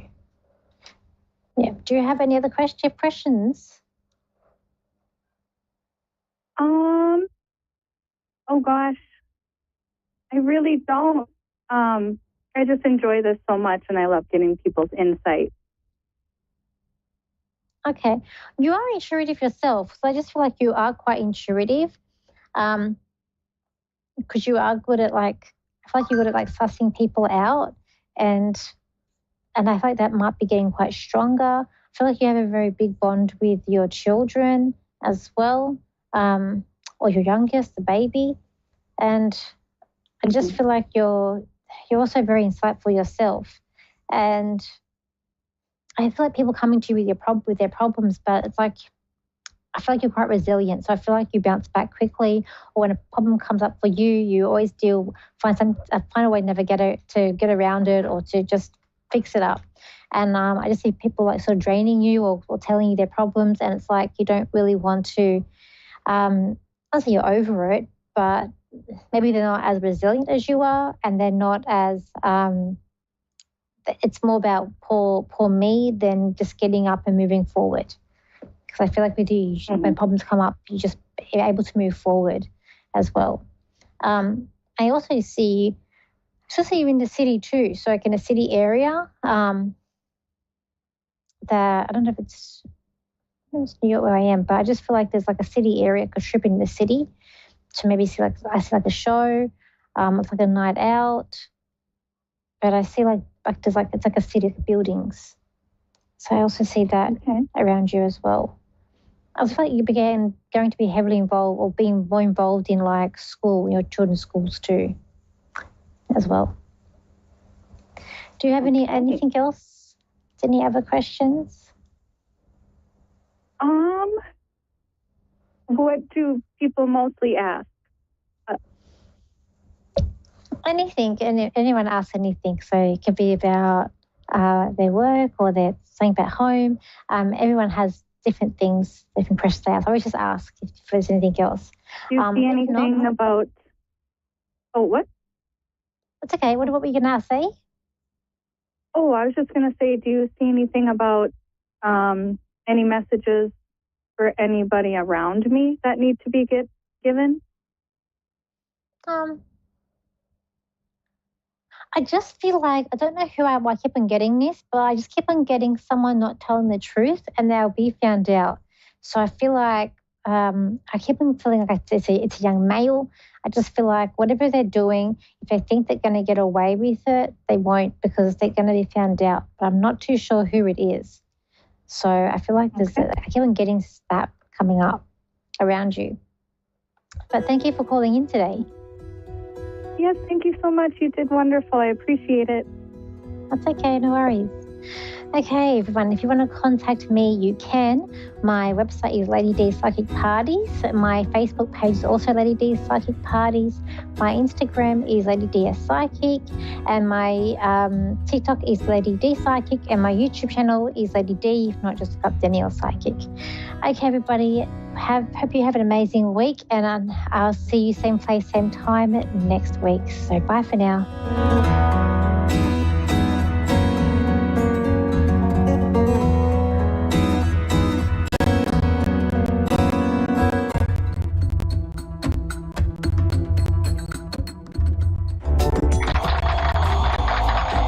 We made it. Happy New Year, everybody. We are in 2025 now. You all made it. Give yourselves a hand. You know what that means, 2025? It means we are only a mere 500 years away from finding out if Zager and Evans were right. And I can't tell if that's obscure or recondite or recondite. They tell me there's a difference between the meaning of recondite and recondite, but I have no idea. I'm not that pedantic. Oh, man. So there we go. We got 500 years to go until Zager and Evans say, I told you so. That's beautiful. That's just great. Well, anyway, here we are, fellow seekers of truth, wisdom, and light. We're on New Year's Day. It's New Year's Day here, and I'm just a few blocks from Times Square, where, gosh, the lightning and thunder last night was horrific. They say that lightning hit the Capitol building in D.C., and they're taking that as a warning, but, hey, who knows? The lightning and thunder last night, I still don't buy this idea that between 42nd and 46th Street on Broadway, there's 1 million people. I just don't buy that at all. I mean, I live in this town. I can't see 1 million people being there at one time, but, they sure got drenched. And that was a beautiful storm we had last night. But here we are. We made it. We're in the new year, and we're doing show number 356, I believe this is. Wow, that's quite a few shows. But we get together every Wednesday night to look through the tarot and see what the cards say about the future. And yes, believe it or not, there is a future. I know that we just spent 2 years being told that there is no future, that everything is circling the drain. But no, there's a future. I mean, there's always a future. I'm not big on the future, by the way. That to me, that's the sign of a con artist, is when somebody starts babbling about what the future is going to be like, what we're going to do for you in the future. There is no future, there's now. And what we look at with tarot is we're not really looking into the future. We're looking to see what now looks like a little while from now. Now, that sounds like cheating, but it's not the same thing as predicting the future. For instance, there's certain things that really shouldn't be asked of the tarot cards because they don't really work when you do that. For instance, should I quit my job and put all my money on that one stock? Now, you know what the answer to that is, let's face it. But what you really want to do is not ask the cards, should I do this or should I do that? Because as Richard Alpert used to say, he's tired of people shooting all over me. This is how it said, stop shooting all over me, which is, it's a beautiful idea. Just to stop it, I mean. You ask the cards, if I do that, what would it look like? Then you get information. You get some information. You don't want to ask the cards to substitute their judgment for yours. My throat is still a little raw, by the way. Just it's this lingering cold I've had. It's going away. My nose is no longer like a leaky faucet, but my throat is still a bit scratchy. We'll get through that. Let me see what I can do here. Let's see if we can we make the tones dulcet and round and pear-shaped. You see, I'm getting slap happy. I've been doing this too long, right? I'm getting dizzy about it. Oh man. So anyway, this is it's been a good year for me so far. I slept most of it away. I was up until maybe about 7 in the morning, so I went to sleep when other people were getting up, I suppose. But that's, I never was a morning person. I like to tell people that I was about 27 years old before I found out there were 2 8 o'clocks in one day. And that's barely an exaggeration. Mornings don't agree with me. I don't like mornings. That's just one of the reasons I got into the entertainment business. It's one of the few businesses where you can legitimately sleep till noon. And, that's perfect. Nobody expects anything before noon in the show business. And I loved it. And that was perfect for me. Because, well, it goes back to an argument I had with a woman many, many years ago. She called me a procrastinator. And I was really upset when I looked it up 3 days later. So, wait a minute. Now that deserves this. Let's see. If nothing else, that deserves that one. There's a long way to go for a cheap joke, right? But anyway, we're shuffling up the cards here. Everything is set. I'm using the Hanson Roberts Tarot. You may dig down and get a few more tarot decks out of my drawer here. I had some wonderful tarot decks that were very rare, and over the years I sold them. Not because I